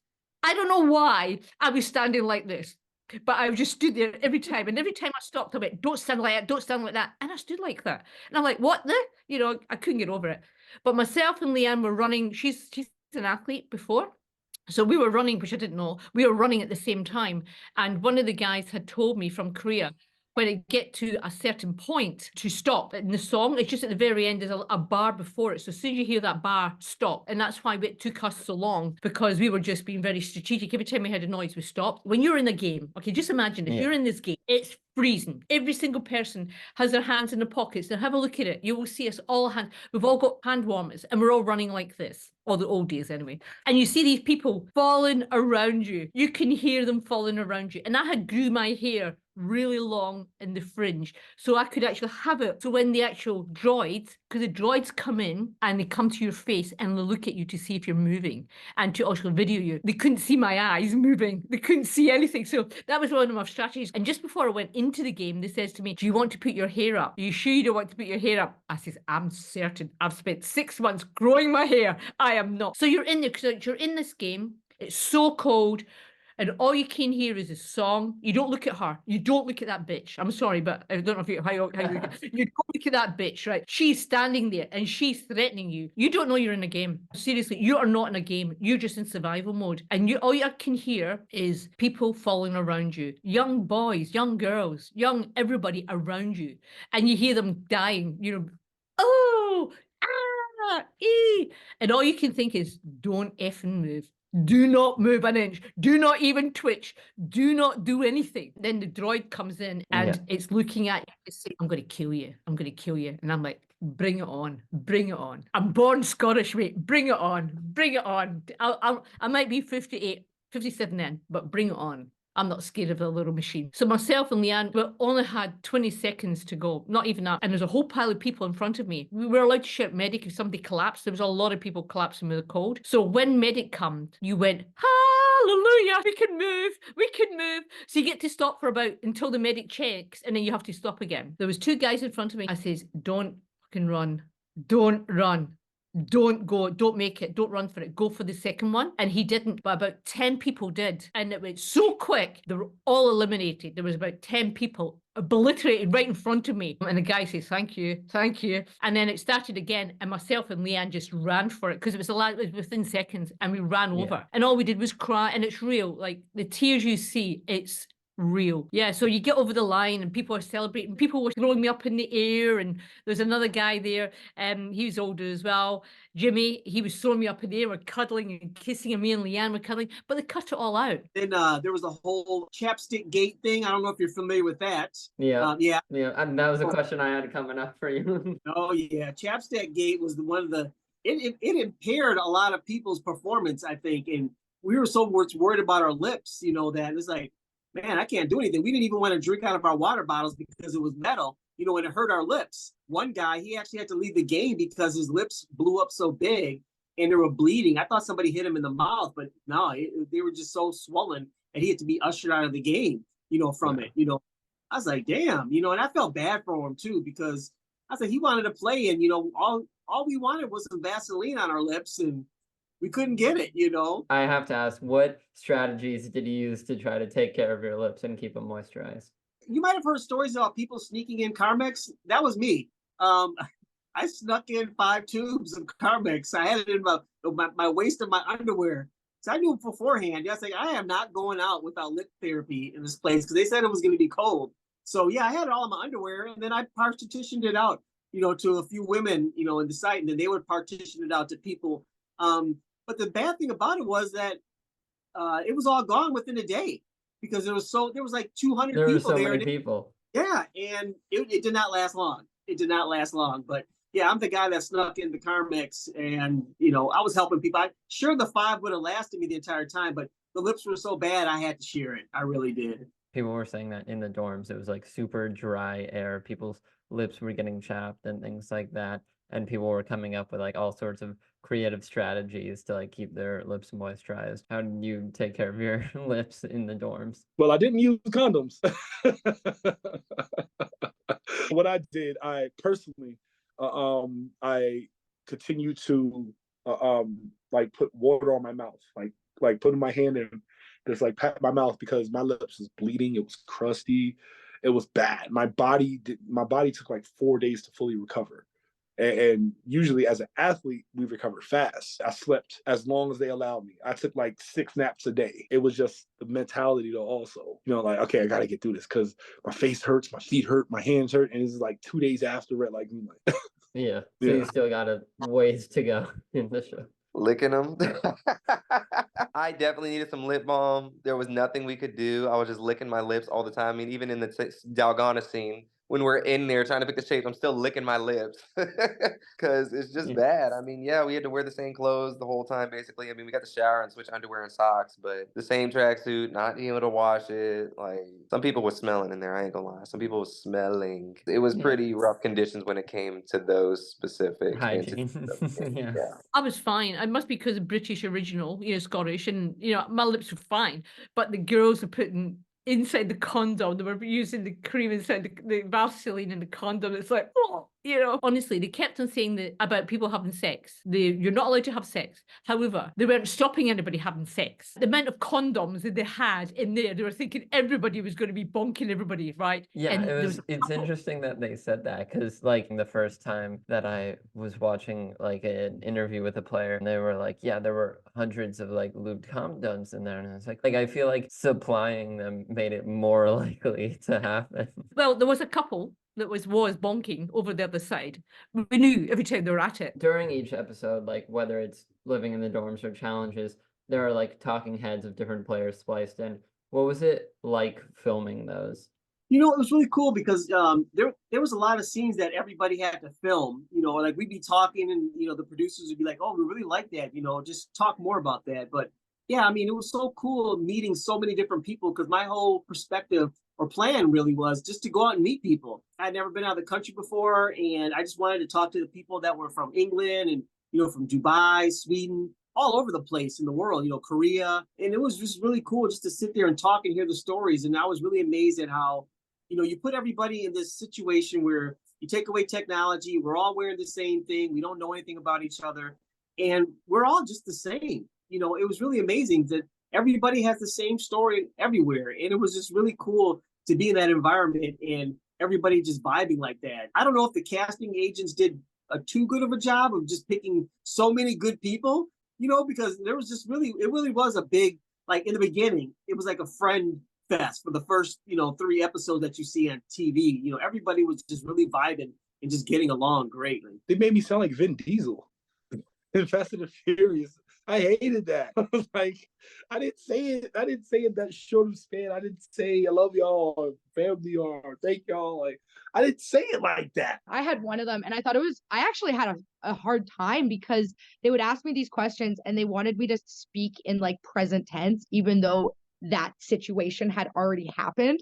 So, and also what they wanted me to talk about was my elimination, and I was really upset in my elimination. So inadvertently I'm talking about it, and the entire time I'm crying because they wanted to throw you back into that where you were like the previous day or the whatever in that situation to make it so that when they edit it, it looks like everything's kind of once, right? The point is that like it's meant to feel that like, oh, you got eliminated and then we're brought to this room to like talk about it rather, or even like go into your thoughts in the moment, where in reality it's like more of a reflection and like you need to get as detailed as possible. I sat there and you're just like sitting in a room and there's a camera and then they have somebody on a microphone basically just like asking you questions and stuff because you're kind of in this dark room and it's kind of ominous and stuff, and they're also being like, why were you crying, or like, why did you make this decision? It felt like an interrogation. I walked into that little I just did they have the 2 different types of interviews, whether it's the intake interview where you're in regular clothes, which, like, shocker, that's filmed after the run of the, like after somebody's been eliminated. And then they have the other one where you're wearing your tracksuit. I walked in, I'm like, I look like I'm on the set of Teenage Mutant Ninja Turtles. This is the coolest thing ever. Like, it felt like I was in a sewer. And they have you do these interviews. Nobody's in the room. It's just you're talking to a camera or somebody, like a intercom with somebody talking to you. And you're supposed to say, I'm walking into the dorm and like everything is present tense. And that's a really awkward way to, I don't think I was very good at it. I look back at Trey's interviews and I've complimented, I'm like, Trey, you're really good at this. like putting yourself back in that moment. I don't think I was very good at it. I also, I watch Big Brother, and the people that interview on Big Brother on their confessionals, inevitably it sounds like they're screaming. It's like, why are you talking so loud? And I realized after I left, like, I think I was yelling at the camera. So I'm kind of relieved that they didn't use any of those interviews because I think I was talking way too loud. I mean, now that you bring it up, if it's all filmed afterwards, like I can imagine, I mean, because Trey had interviews from like the first episode on, so I could imagine like how he just went from like, okay, in this moment it was fine, I was like getting used to the game, I was happy, in this moment it's really emotional, and so it's impressive that he had that much like emotional flexibility, I guess, to like fit whatever moment they were going to splice it into. Yeah, you're right. Just to clarify, the tracksuit interviews, those were filmed throughout the filming, and also people would come in after. It was that like intake interview, like the player processing, where if you look in the first episode, like Trey, his nails are really long because he's been in the game for like 2 weeks. So those were all, to my understanding, filmed afterwards in your street clothes. But the green tracksuit interviews, those would have been throughout and also after, at least in my experience. As you saw on the show, I didn't have any talking heads, so that's probably they probably saw mine and were like, no, we're not including any of those. I think I had a voiceover or two voiceovers, and then obviously in the show after, when they released information about the top 9, I had a talking head moment, which was really nice. I really enjoyed that. But yeah, I found it quite hard. I mean, I did acting. I mean, what the worst thing is I did acting in college and stuff. And when they asked you to try and put yourself back in that moment and talk as if it was happening, I think I just got too emotional. I maybe play acted on it too much, and it just wasn't necessary. I think a lot of the talking heads they did show, people were just being very logical in their explanations, and that's what they were showing. And I think I was trying to act it too much, and that's probably what they didn't like. They were tough. You know, you're in this room, you have to go back to the feelings and the emotions that you felt in the game, and that sometimes was 3-4 hours after the game had finished. It was tough to put yourself back in that scenario. I think the players that were shown doing it did an absolutely fantastic job. I did a couple and they were fine. I mean, what they did for me particularly is they bring me back and they try and talk to you and like, so who are you friends with? Who do you not like? And they're trying to get information out of you to get their storyline across.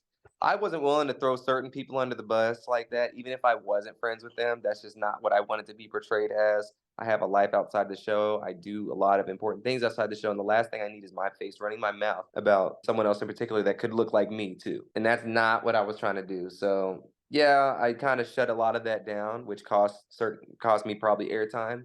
But I'm fine with that. I went on the show to win the money. I didn't go on the show to get airtime or anything like that. It is what it is when it comes to that. But you know, it's interesting. I mean, I have a good memory, so I can remember things pretty vividly and what's going on. It's good that you're figuring out what they're trying to do and you know what's coming and like Oh, trying to avoid anything that could make you look bad. Was there one challenge that you think was like the hardest that you had to do? The hardest test I think for everybody was red light, green light.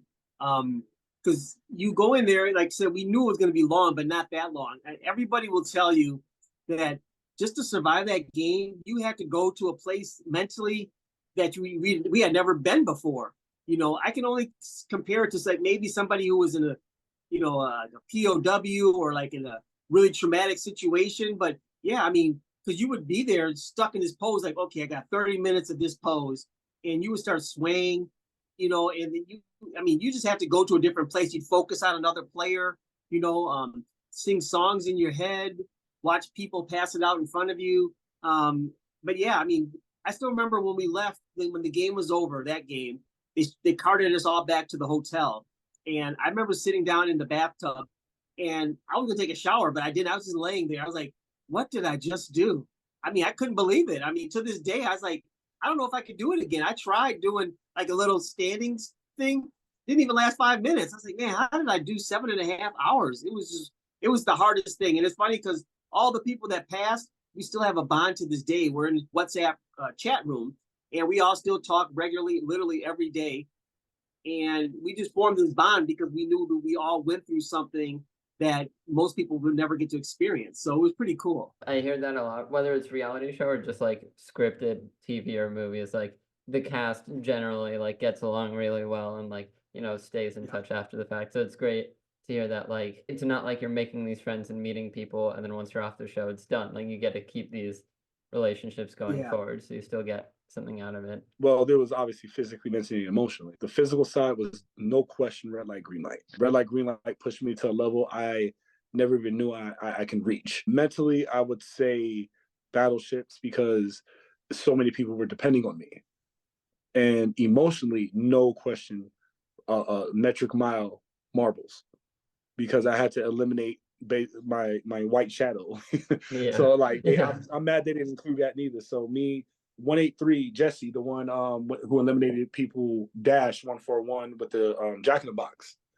Me and him, we had an interesting dynamic because you have this big, strong 6'8" guy, and then you have this 5'7" white guy from Arkansas with the New Yorker.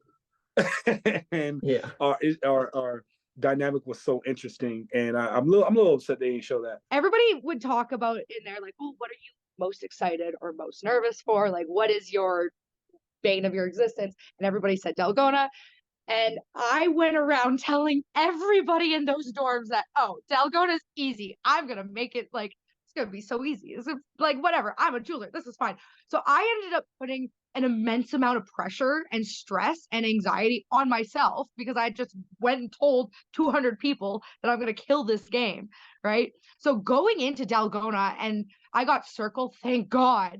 But I knew, I was like, oh my God, if for some reason I get umbrella, because again, everything was twisted. I was like, I don't know how they're going to decide how everybody gets shapes and stuff. Yeah, that was a big aspect of the show that I Yeah. liked because I was expecting, oh yeah, I was honestly a skeptic of the show at first. I was like, yeah, they're gonna copy and paste Squid Game just like with real people, whatever.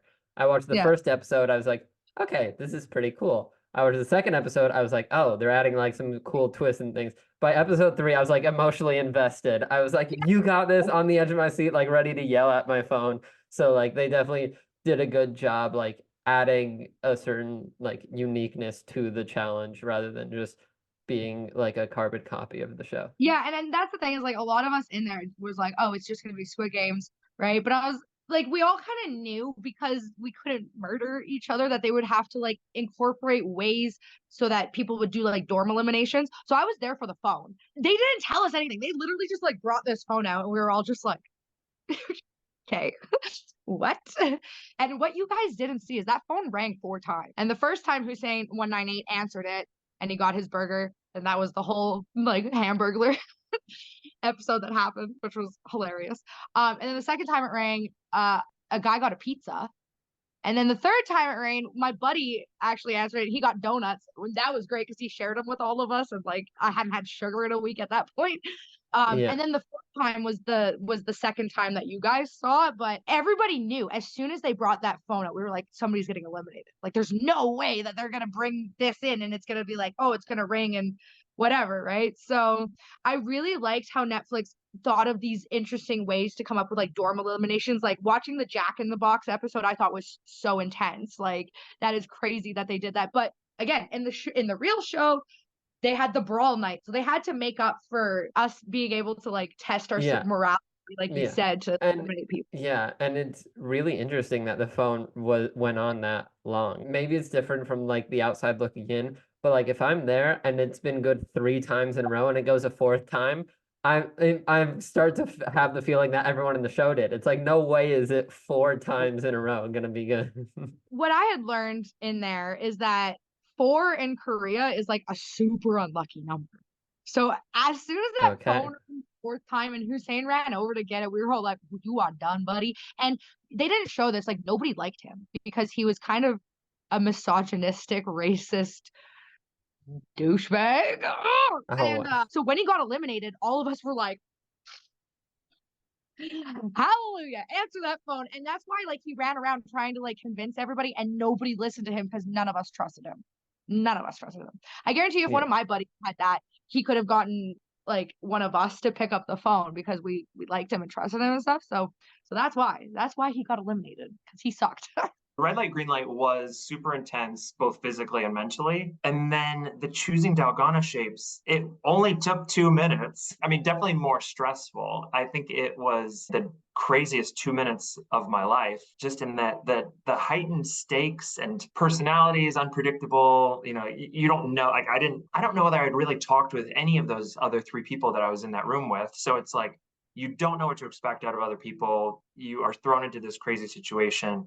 So I do think that personally, that was my most challenging moment on the show. I'm going to say my hardest challenge was Circle of Trust, I think, only because I have minor claustrophobia, right? So I have a phobia of being blindfolded, or if I'm in a really small space that I can't get out of, I get very anxious. It's a weird thing, but I'm going to say Circle of Trust because of that. You know, you're blindfolded for 20 minutes at a time, and I really didn't enjoy that aspect of it. I think if we weren't blindfolded and it was something else, I would have fared a lot better. I think obviously physically, the obvious is red light, green light was the most physically challenging game that we did. I think all of the dorm challenges were very, very brutal. I feel like they were all very, very intense. And there was no real warning as sometimes when we were going to do one of these, they just happened. That made those games even more brutal and intense because we were kind of blindsided for this challenge coming up and didn't know how to handle it.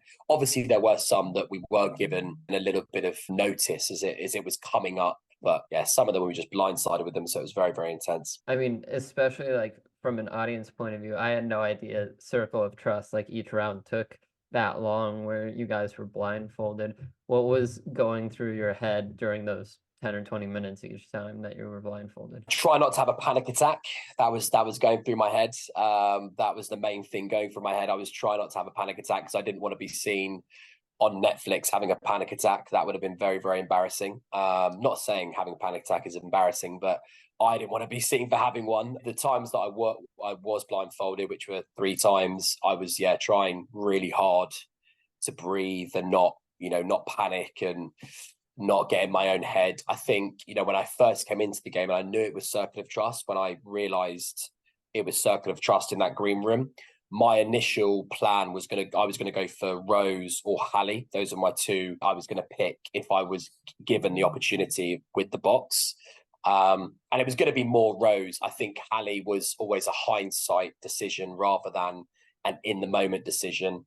But then when I was walking to Rose's desk, I picked Mai and picked probably the worst person I could have picked because she's a trained adjudicator. So she my she finest had her hour. talking head in the show.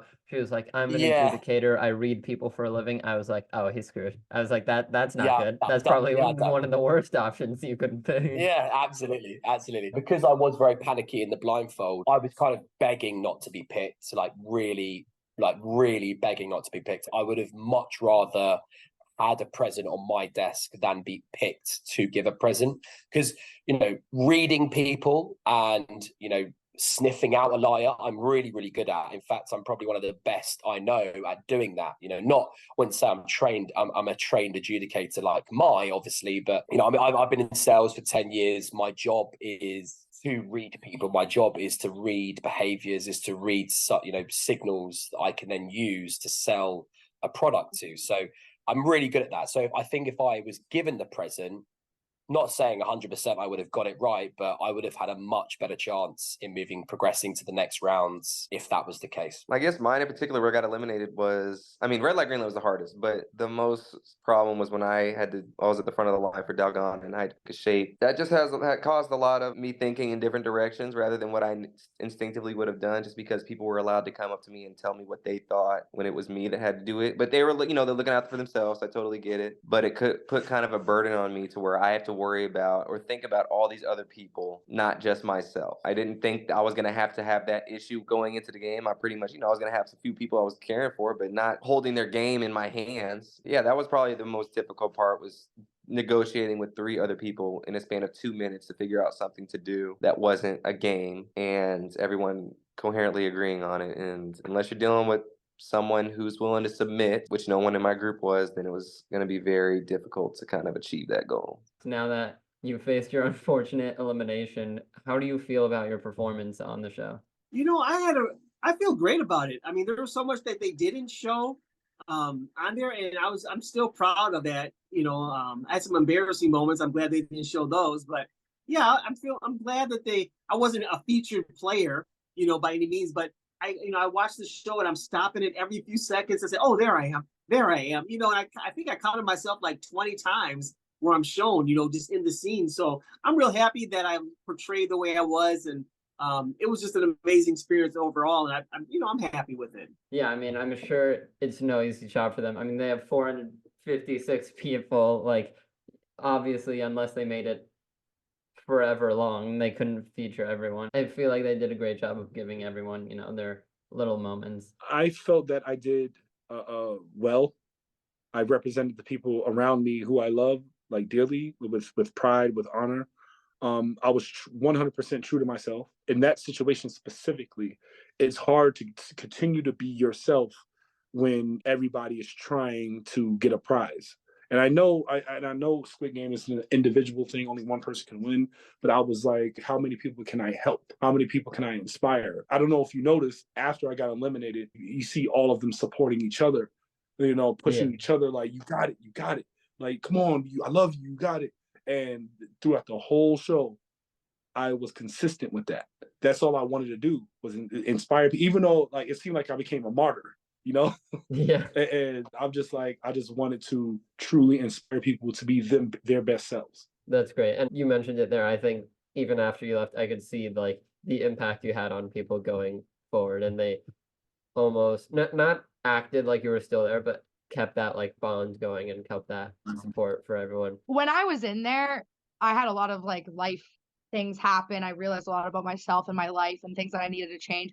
So I actually stressed a lot about what Netflix could have potentially included that I had said about people that I live with, like in Canada and stuff, or people in the dorms. Now that the show's out, I am so happy that I got minimal screen time. I have like 2 lines of dialogue and like my elimination, which I knew they were going to air because I literally, as soon as I walked into the battleship set or warship set, I immediately started crying because I was like, we went into that thinking that it was either an all for one or one for all. Like either we were all going to go back to the dorms that night or we were all going to get eliminated and go to the pub that night. So either way, I was like, I don't care what the outcome is. I'm just with my homies and I'm happy to be with my homies. And then I found out it was Battleship and I saw how it was set up and I was like, they're going to split us all up. Like, this is it. Like, and that's what I had a really hard time grasping with was I might not see these people anymore. I might go home or I might stay and my friends might go home. I knew the crying was going to be included and I was kind of okay with it because again, low standards. I don't care. Show me rubbing condoms on my face. Show me bawling in a fake boat. I don't care. But I am happy they didn't include some of the stuff I said about things and situations that were happening at my life back at home because I really was worried that there'd be repercussions from that. So it was good. They did good. Yeah. I was low-key nervous for the last like 10 months from the time we shot to the time that the show aired. How's that moment gonna come across? I knew that, like, I came home and I told my family, like, I cannot imagine an edit where you will not see me on the show. Like, it's just like they can't edit around this. Looking back, I was like, do I remember the way it really happened? We have to choose these shapes for our entire line. So like 49, 50 people behind us. And we have 2 minutes to do so. On set, they told us no playing a game to decide. So everyone online that I've seen is like, why didn't they do rock, paper, scissors? That would have been really easy. Yes, we should have, but we couldn't do that. So we negotiated for like 45 seconds that they don't show. My rationale was we didn't know what we were lining up for when we lined up 1, 2, 3, 4. So the fairest way would be line 1 takes shape 1, line 2 takes shape 2, etc. Which is eventually how they ended up doing it, the group after me. We then race. The guy who called go, he was already running. Like my recollection was he already was running when he said go. And you hear me a little bit like, wait, that's not fair. 3, 2, 1, go. Oh, wait, but that doesn't... But then there was no kind of going back on that. So he got star, then DeAndre got triangle. I tried to debate a little bit, like, hey, this wasn't fair, and realized, well, there's no time to do that. So I go to star, and then DeAndre and Laverne are on the same, they're both on triangle. DeAndre he comes over to star. And then the 3 of them decide that I should continue to move down over to umbrella. And even when we all got eliminated, they continued to say, why didn't you move down? Like they all blamed me in that moment. I don't know whether in seeing it and in retrospect, they still feel that way, but it made me second guess myself.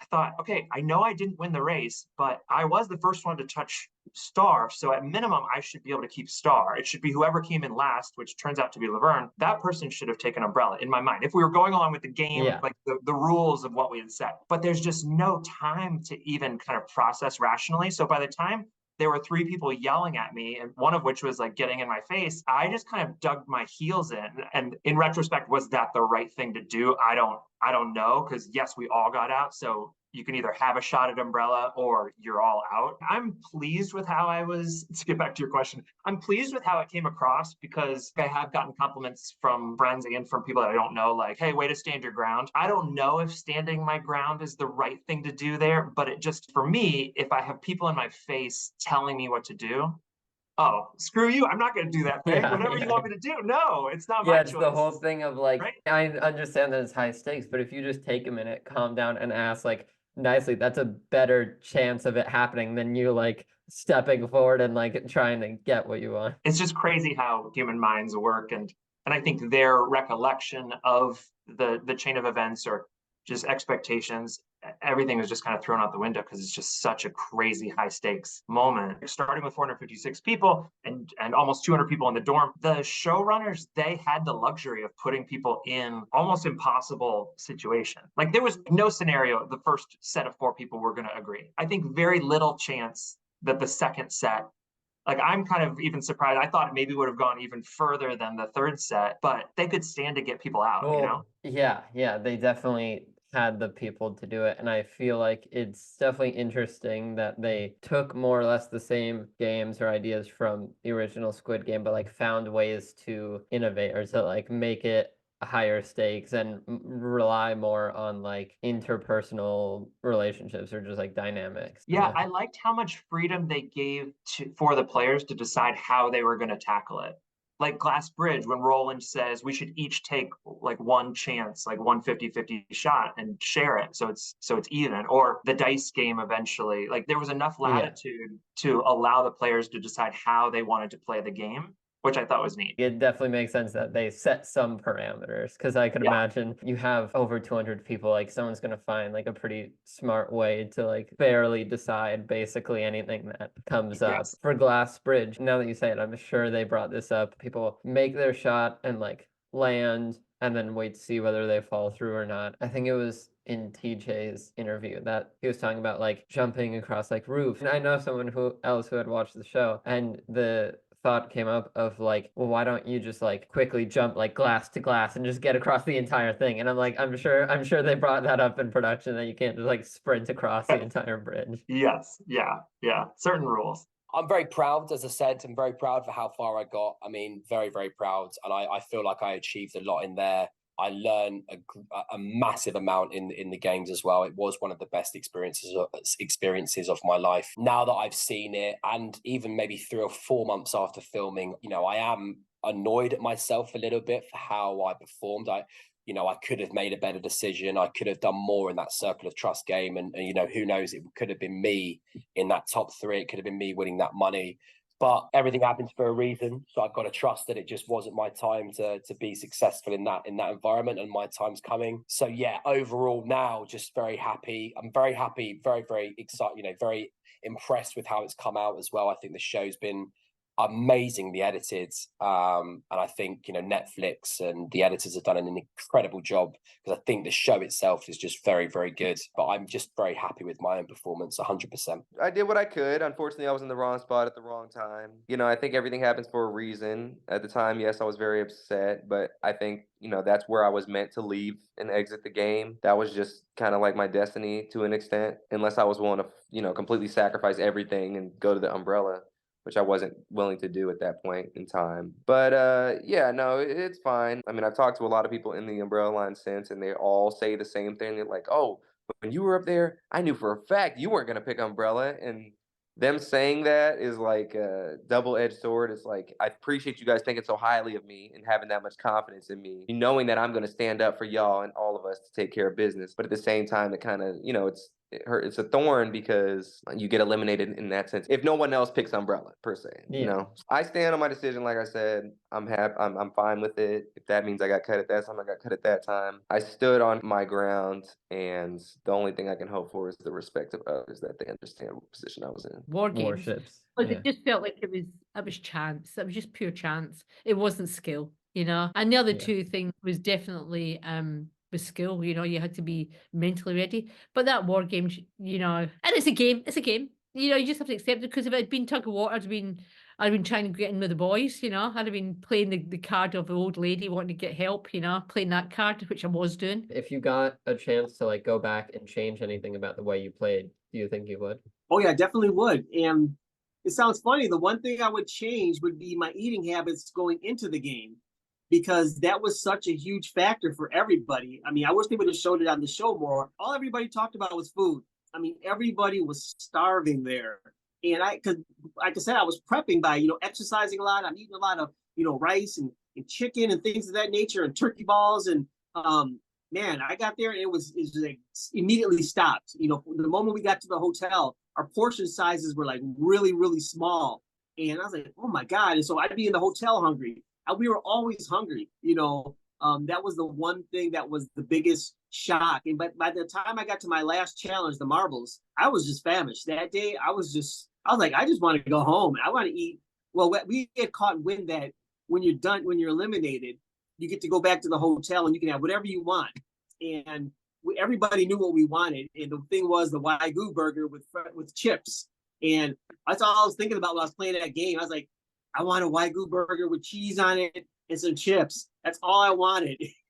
And so, I mean, I was, not taking anything away from Chad, because I love Chad. Chad's a great guy. The guy I went out against, but I was just famished and I just wanted to get the hell out of there. No, because I was me, Yeah. 100% me. Yeah, I mean, awesome. I feel like a lot of people face that, like, on one hand, I want a better chance at winning, but like also I don't want to change who I am for the show. Like, I want me to be winning it. I don't want like some facade that I'm putting up to win it. So I think it's great that you put an emphasis on staying yourself. Now that it's come out and stuff, and I see all the MIPs from the people that like made it further and stuff, and I'm like, oh my God, you were actually like, all of those people I thought were super nice, but then hearing them be like, oh no, I would eliminate these people if I have to, I was like, excuse me, like so part of me is like, I think I was just really naive, and also like I think the best of people all the time because I'm just a positive person and stuff, so I thought everybody was giving me face value, and part of me was like, I should have been more cutthroat like that, and maybe I would have made it a little bit further or whatever if I wasn't so invested in the friendships and the relationships and stuff. But also, I've been saying this since it came out, the real Squid Game was the friendships made along the way, because I still talk to all of my I call them my squidlings, since we got out. Like, the moment we got out, we created a group chat, and it has been just going off since. I went and visited them in August, and now that's the thing, is I've gained friendships from people around the world that I could go visit and bug and hang out with, and that's something that nobody can take from us, is that we all did this crazy thing together and we all trauma bonded, and now I have like 456 friends from around the world. That is great. 100%, million%, yeah, 1,000,000%. I would have picked Hallie. I in hindsight, if I had the option again, I would have picked Hallie. I think I could have got away with Hallie. I think because we were, I love Hallie to pieces. We were really good friends in the show for, again, like Roland, the duration of our time there, our time filming there, we were really good friends. And I think even with my guilty tics and my guilty look, she was the only person I think I could have got away with it. And also, I would have made fantastic TV as well. Yeah, and that's the main thing. So forget about the $4.56 million. We're here to make good TV. Every player that's there, even if they don't win, they're a part of what I'm sure will probably end up being one of the, if not the biggest reality show that Netflix has done. Absolutely. Just the whole selling point of like, all right, Squid Game was our largest show, let's make it a reality show. Like, that's probably going to inherently lead to it being like a massive reality show that they have. No, I think, I talked to a bunch of people. I made a bunch of connections in there. If I could change anything, sure, I would pick Umbrella. Like, now I would say I'd pick Umbrella because I've seen all the things that come with picking Umbrella. I think I would have completed it too, by the way. Yes, looking back, sure, I would have picked it. At the time, though, in the moment, I would not have picked it. So if that makes any sense. Yeah. But in the moment, you wanted to stay true to who you are, yes, but yes. after the fact, you see like, okay, obviously I probably should have done that in order to continue. Yeah, I should have, in hindsight, which is impossible to know. Sure, I should have picked it for many reasons. At the moment, I was not picking it, period. But I think besides that, the only thing that I might have changed was talking to some people who I knew were very smart. I was close with Mai. She was 287, I'm 288. I talked with her a lot when we were waiting because we were line friends and whatnot, line neighbors. But just really saying, like, talking more game, I guess you could say, because I wasn't trying to talk too much game early on because I thought that was a little suspect. Like, okay, you're talking game a lot, like, what's going on?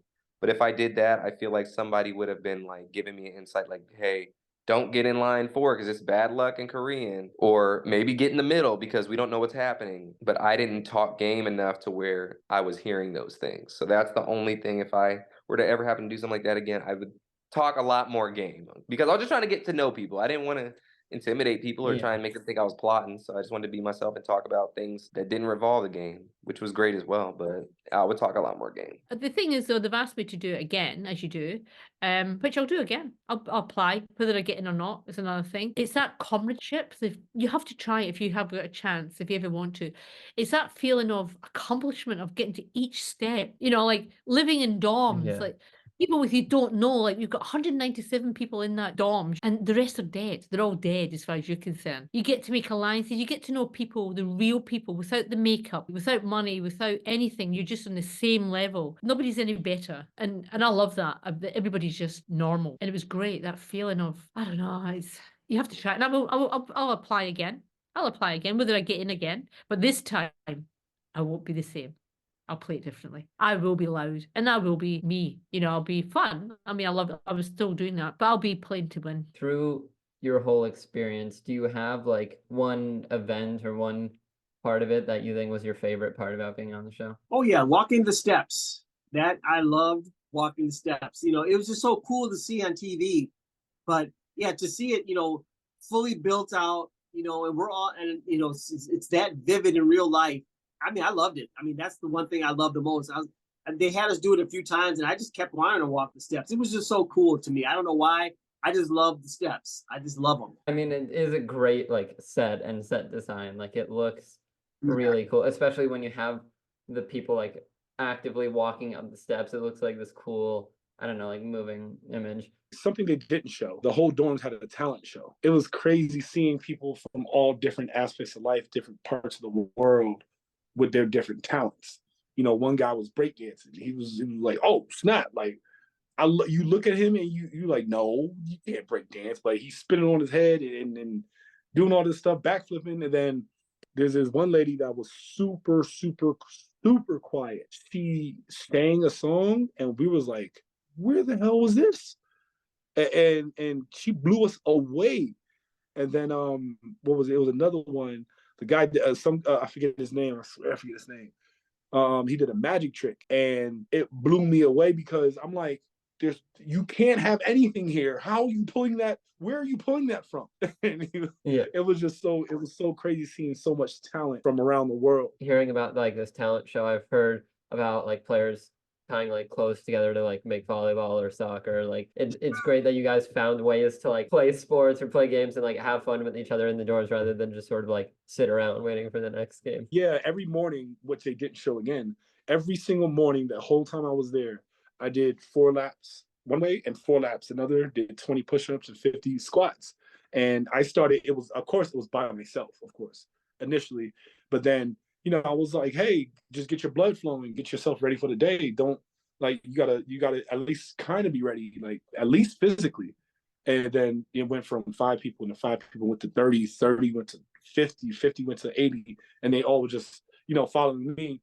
But like, I didn't ask them to, they just did it. They ended up calling me Coach. That was my nickname, Coach. Like, it was either TJ or Coach. It was humbling to see that people trusted me enough to, lead them with that. Definitely, like I said, the squad, the Squidlings. That is what I started to get the sense of that with your answer. Yeah, I'm such a bubbly person. And you know what? Like the whole experience to do something that I never thought that I could handle or do. Like I kind of thought pretty low about myself going into the games. Like I had really low self-esteem. I had like 0 self-confidence. But leaving those games being like, oh my God, I did red light, green light, and it took 9.5 hours. And I did Dalgona after telling the world that I could do it and gave myself all this anxiety.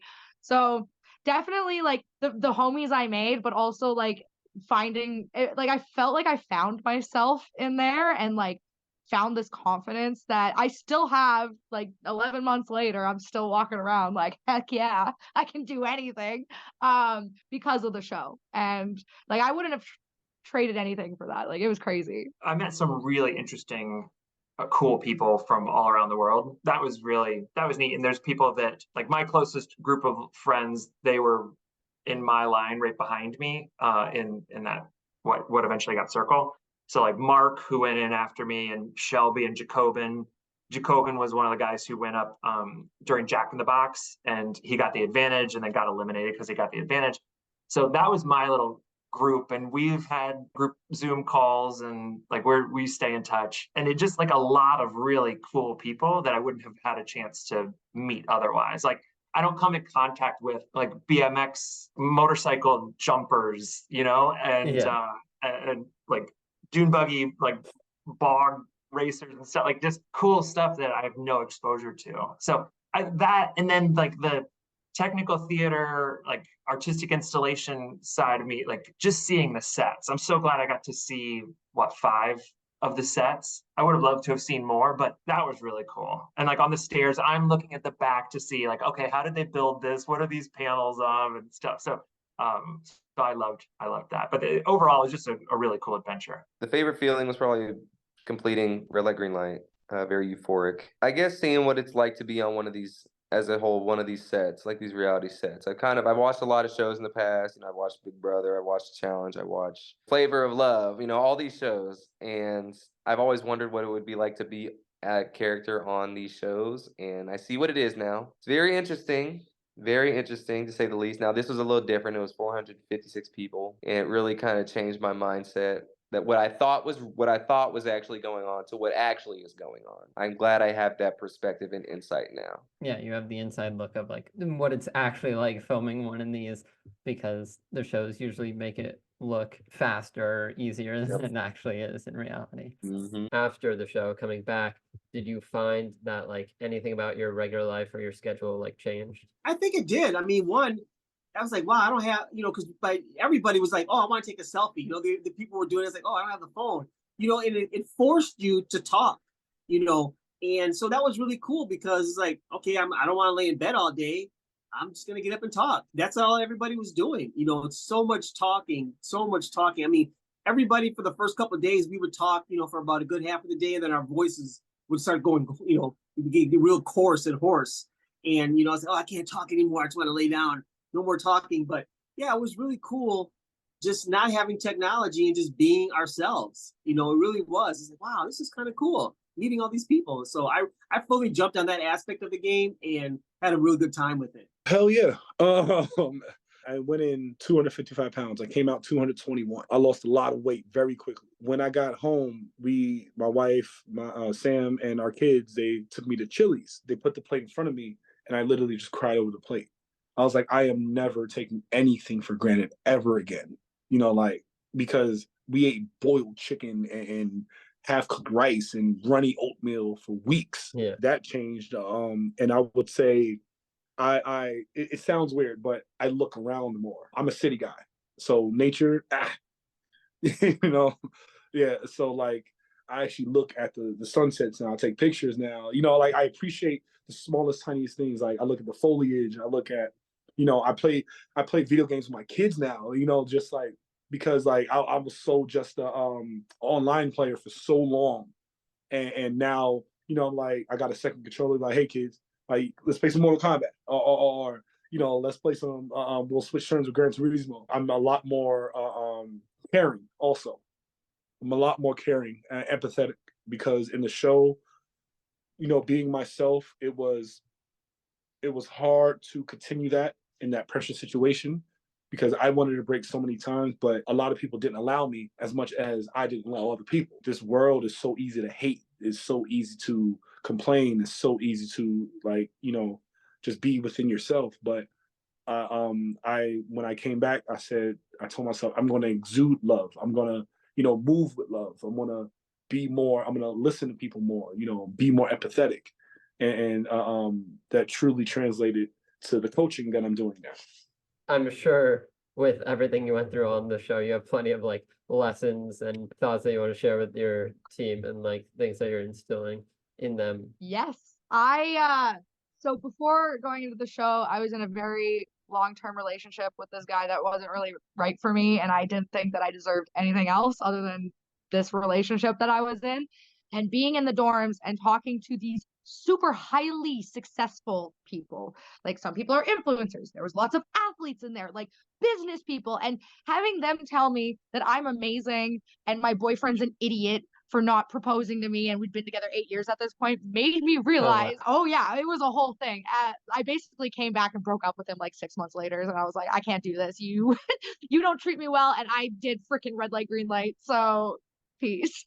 Yeah. So that's the thing, is like I'm back on my parents' property and stuff, which whatever. But I've never been happier. Like I'm so glad that I cut that crap out of my life, and I'm now like focusing on me, which I've like, it feels like I've never done before. So Yeah, that's awesome. That's great for you. thank you. Yeah, well, like we talked about earlier, there's been a few times in my life where I've had kind of a little, I mean, albeit small, but a little bit of spotlight on me or some sort of like event, and then settling back into regular life. I could see it being a challenge for some people, and even for myself, who I feel like I have a very full life and really like what I do professionally and outside of work and great friends and family and things like that.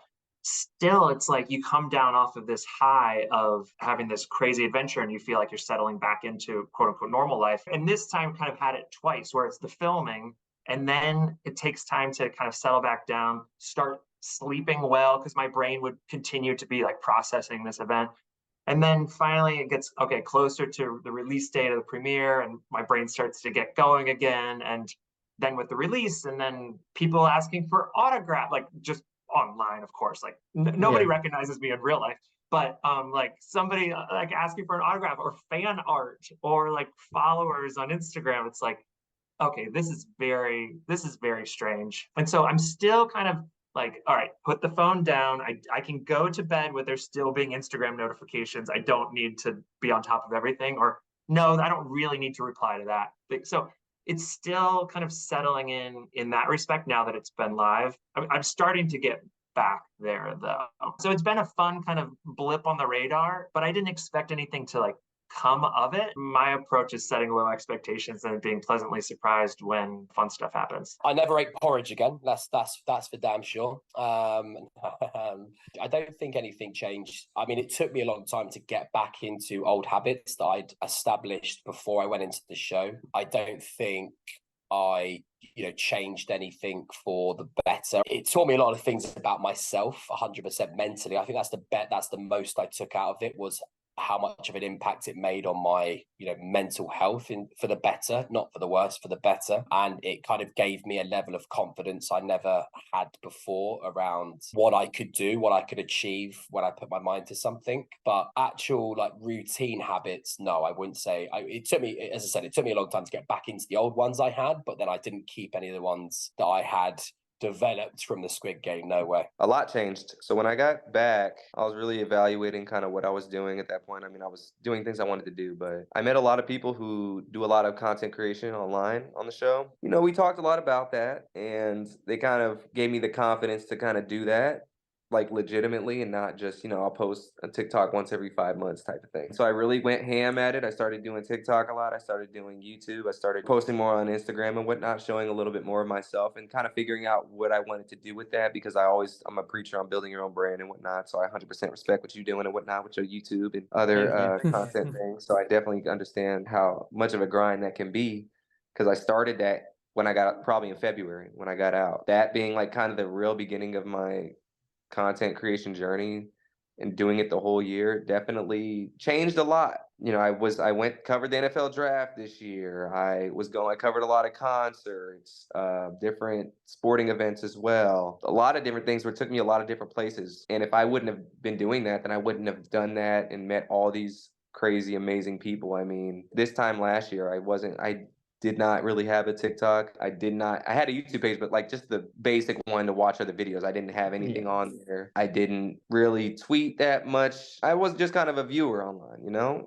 And I see now the platform that you're able to build to kind of make something for yourself. Because I always saw the people who did it from afar. I never knew anyone in person who was a YouTuber or anything like that. Like Mr. B stuff. It seems not real to me. It seems, oh, that guy, he already had like $1 million and he could pay all these people to edit the videos and put stuff together. That's not the case. Like, there are real people who do these things and are building it from scratch. And it's going to be hard at the beginning. But if you keep doing it, you'll see the fruits of your labor eventually soon cherished.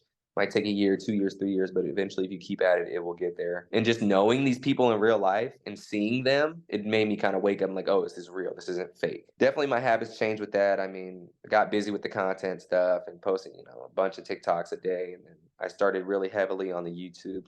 Probably summertime, that's when I really started pushing that stuff. But yeah, that's the biggest change, and it's still to this day hanging on, because I started the podcast. And then my own podcast, Identity Podcast, where I talk about former athletes who are trying to figure out what they're trying to do nowadays. I heard that you really enjoy going camping.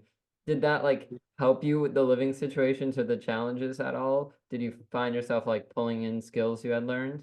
Because we had the beds, we were really bare bones. We had the water bottle, our fanny pack, and a bed. And you're not even guaranteed the bed because every time you do a challenge or something, we'd leave and then they would break down the beds because whoever was gone, they'd have to take down like 20 beds. And then you come back and you have to just scavenge and find a new bed. But yeah, I mean, so I don't think I have to use really of my camping stuff. I would have loved to, but we're in this hard dorm, and I always tease everybody. I said our dorm, it was like a dorm inside of a prison, inside of a concentration camp. That's what it felt like, I was like, man, this is getting crazier and crazier. But we woke up every morning to that crazy song. Good morning.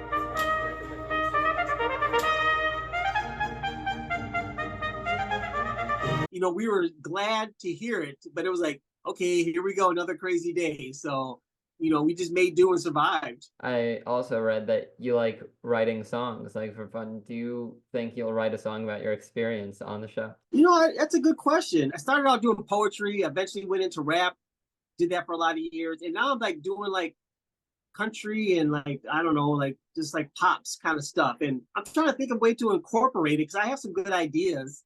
I just don't know if I should do like a country rap kind of blend. I call it crap music, but I don't know. I'm trying to think. I have some good ideas that I'm trying to incorporate, and I think I might do it though. I might start posting some of my ideas online soon. So we'll see what happens.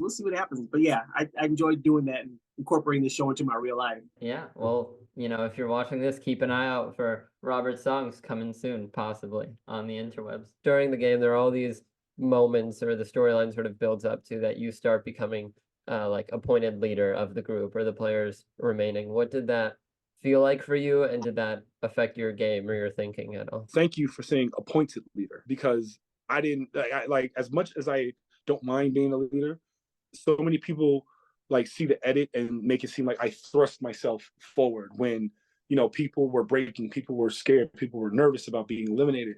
And that's what I kept saying in the later episodes: no fear, no glory. If you have fear, you can't achieve glory. And that wasn't no arrogant or just anything like that. It's just me being an athlete and me being somebody who played professional sports for so long, Yeah. And being pushed, being thrust in that spotlight, it was something that I took with pride, because people may say malicious stuff behind my back, but they never said it to my face. If you're going to appoint me leader, that's why I asked. Again, I said, I would like 100% trust if you want me as leader, because when there's a mutiny and it's like 90%, it's like the negativity spreads quickly, especially in a place like the dorms. With your experience playing basketball, did that help you like get into that leadership role, or like were you taking bits and pieces from your experience to help you in the game? Definitely my athletic experience. There's so many times in my career where I just put my head down and I said, I'll drag you to the finish line. If you trust me enough to follow me, like fall in line, and I'll help us get us through. In that same sentence, I know I can't do it just by myself. I do need the hands of my teammates on my back, just to push me forward. There's some people that push you forward to get behind you. I just took it with a grain of salt. When Glass Bridge came along, you were first in line. As you jumped, did you like feel like you made the right choice, or how soon after landing did the platform like fall out? As you clearly seen the show, like I just closed my eyes and jumped. I didn't think, because if I would have really like stayed there and think really heavy, I would have been there for 20 minutes. Yeah, you would have taken up the whole time. Yeah, and so I just jumped. I felt like I made the right choice, and I believe that I have faith in fate. And when I landed, it was literally like 5 seconds. Boom! I landed. Player 182 eliminated. Just like that, just falling down. The last question that I have for you, a bit of a lighthearted ending to it. You mentioned being a big anime fan earlier on. What are your top 3 favorite anime of all time? Top 3? Why would you do this to me? Why? All right. I'll listen up. Just list off a couple names. Let me know some of your favorites. Dragon Ball, the entire franchise. It's a religion to me, because that was like everything. That I ran home for Toonami. My mom bought bootleg VHSs in the Bronx, like with no subtitles. I'm looking at Dragon Ball with no subtitles in Japanese. That is the main one. I even have a tattoo right here of a Dragon Ball. My second one I've been enamored with is Demon Slayer. I've been enamored with Demon Slayer. Like, I read the manga and I was like, yeah, the manga is great, but not many animes in my lifetime has made me cry, like, and chills and cry and scream at the TV and my jaw drop. Not many. And then my final one is definitely Full Metal Alchemist Brotherhood. I fell in love with it, and specifically Brotherhood because it follows the manga like more extremely closely. And so that one, loss, regret, hate, anger, man. So I could talk about that anime for. I do a yearly rewatch. Every year I rewatch the whole thing, and I run through it because I know where everything is. So I watch like 50, I think it's 53 episodes. I watch that in about 3 days because I like when I'm cleaning, when you know I'm exactly what you want to watch and where it is. exactly. You snowboard, you ride horses, so you like have athletic experience. Did that make you more confident at all going into the game? Yeah, it really did. Well, that was when I made my audition video. I kind of was like, oh yeah, I have tug of war under wraps because I literally wrangle 1,000-pound animals all day, so like that's fine. And I knew red light, green light, like I'd be fine with because I'm a lifeguard. I literally stand and not move for hours sometimes. So I was like, I'm ready for that. So yeah, it definitely helped. I feel like some people either really prepared for these games or some people just kind of was like, I'm going to wing it and see how far I get. And I was in that camp. I was like, I feel like I can't really prepare for anything. Maybe Dalgona, but I'm also like an artist and I make jewelry, like fine jewelry. So I wasn't worried about Dalgona because I was like, oh my gosh, I literally like file silver and gold all day, which is extremely delicate and very fragile. So like what I did, I ended up snowboarding for like 2 months every day to prepare myself, and that like got me in a good mental space of because I was having fun and being active, but and also like I knew it was gonna be cold, so I was outside in the cold for 2 months before. Just me as a person, like the physical aspect because of everything that I do, I was not worried about that at all. But the mental aspects, that's mostly what I was worried about. So I got I got The Art of War. It's a book about how to be cutthroat and savage. And I got like halfway through it. And I was like, oh, this is like too much for me. And I wish I finished it now because maybe I could have been more cutthroat. Competing on American Ninja Warrior, do you think that like gave you an edge or gave you an advantage in coming into Squid Game? I think to a certain extent, yes. Like what I learned through American Ninja Warrior, so I got edited out. So they have about twice as many people compete as actually get shown in the final episode. So I knew that like TV, it kind of doesn't care about you as a participant. It's like they have a bigger project. They're telling a story. They're doing whatever. They really don't have any sort of responsibility to even show you in a good light or give you airtime or anything like that. So I went into it knowing that I could be just not seen at all, and I'd have to be kind of okay with that. So I think that helped. Another thing that helped, and this is another random kind of adventure that I've had. I once lived in a museum for a month. Yeah, I wanted to talk to you about that. What was the hardest part about that, like that experience, and did that like help you for the dorm experience at all? Yeah. So this like a little bit of background because it's a very random thing. So there was a contest to find a roommate for a program called Month at the Museum. It's at the Museum of Science and Industry in Chicago. It's the largest science museum in the Western Hemisphere. So I got chosen for that and lived in this museum. And I think that the biggest challenge there was, number one, just kind of being ready for anything, because each day, originally the staff would tell me what was going to happen the next day. Each of my days were themed, whether it's be science day or book day or collections or what have you. And I said, I'm fine. I'll wake up and whatever the day is, you just tell me and I go from there. So just kind of rolling with the punches. And then with that experience, I signed a contract that said I had to be on, like in a good mood for 30 days. Being on and like interacting with the general public for 30 days is exhausting. And yeah, I'm sure. And so that was a big I think that was a big challenge there. But it was amazing. It was a really cool adventure. For like red light, green light taking so much longer than is seen, did that apply to any other like challenges or tests throughout the show? I mean, everything takes longer than it seems like it should, or definitely appears on camera. I mean, we had multiple takes of climbing up and down the stairs. The first time that the guards come out on the stage, that was done several times. When the piggy bank starts filling up after the red light, green light elimination, so the first time inside the dorm, I think it took 5 minutes or more for that to fill up. I just imagine production assistants up on scaffolding with 5-gallon buckets of dumping these fake packets of money. It took so long, and we're just like, okay, great. Okay, we're still going? It took so long. I mean, we were in that white room before going to pick shapes for Dalgona. We were in there for a while. And I mean, that's not even counting the time after I had already been eliminated, but the amount of time people had to sit in that room, like the umbrella group, I think that they had to sit in that room just all day. Everything took longer than you'd think. But the finished product, I mean, they got the shots that they wanted because I think it's just a really beautifully shot show. In your bio from Netflix, just sort of fun fact is that one of your legs is actually longer than the other. Did that affect your performance at all, or is it to the point where it's just sort of like a fun fact about you? It's just a fun fact about me. It doesn't affect my performance. I mean, I play soccer here 3 times a week, so I'm very active, and it's never really affected that. Obviously, as I get older, I get the odd pain and ache here and there. I don't know whether or not that's just age or that's to do with my leg being one of my legs being, smaller than the other. But I don't think physically it impaired my performance to do any of those games at all. I don't think your physical shape does. I feel like you can be any kind of physical shape, or any, have anything, and you have a very good chance of winning. It's just about how you approach those games, right? I mean, I'm not saying, you have to spend vigorous time of creating a strategy.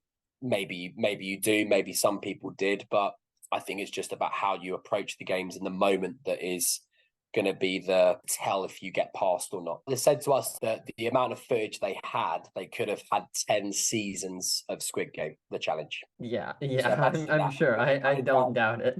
Yeah, they cut down 10 seasons of worth of footage down to one 10 episodes. season of 10 episodes. So yeah, I appreciate it. I mean, look, I wasn't. I mean, I had a good amount of screen time, I think, in those last 3 episodes. 7, 8, 9, and I'm very happy with the amount I got. I understand why they didn't, it feature all of the footage that they had of me, and the talking heads and stuff. But just to be a part of something, a project in this scale and this size is good enough for a lot of people, including myself. You have the Identities podcast, but then now you've also been doing the aftermath, bringing on different players from Squid Game, the challenge. What has that been like? And both that and your other podcast, where can people find them? So you can find my podcast on YouTube only. I'm not putting it on Spotify or anything else. Squid Game podcast is ending soon, but there will be a new one starting in January when that show, The Greed,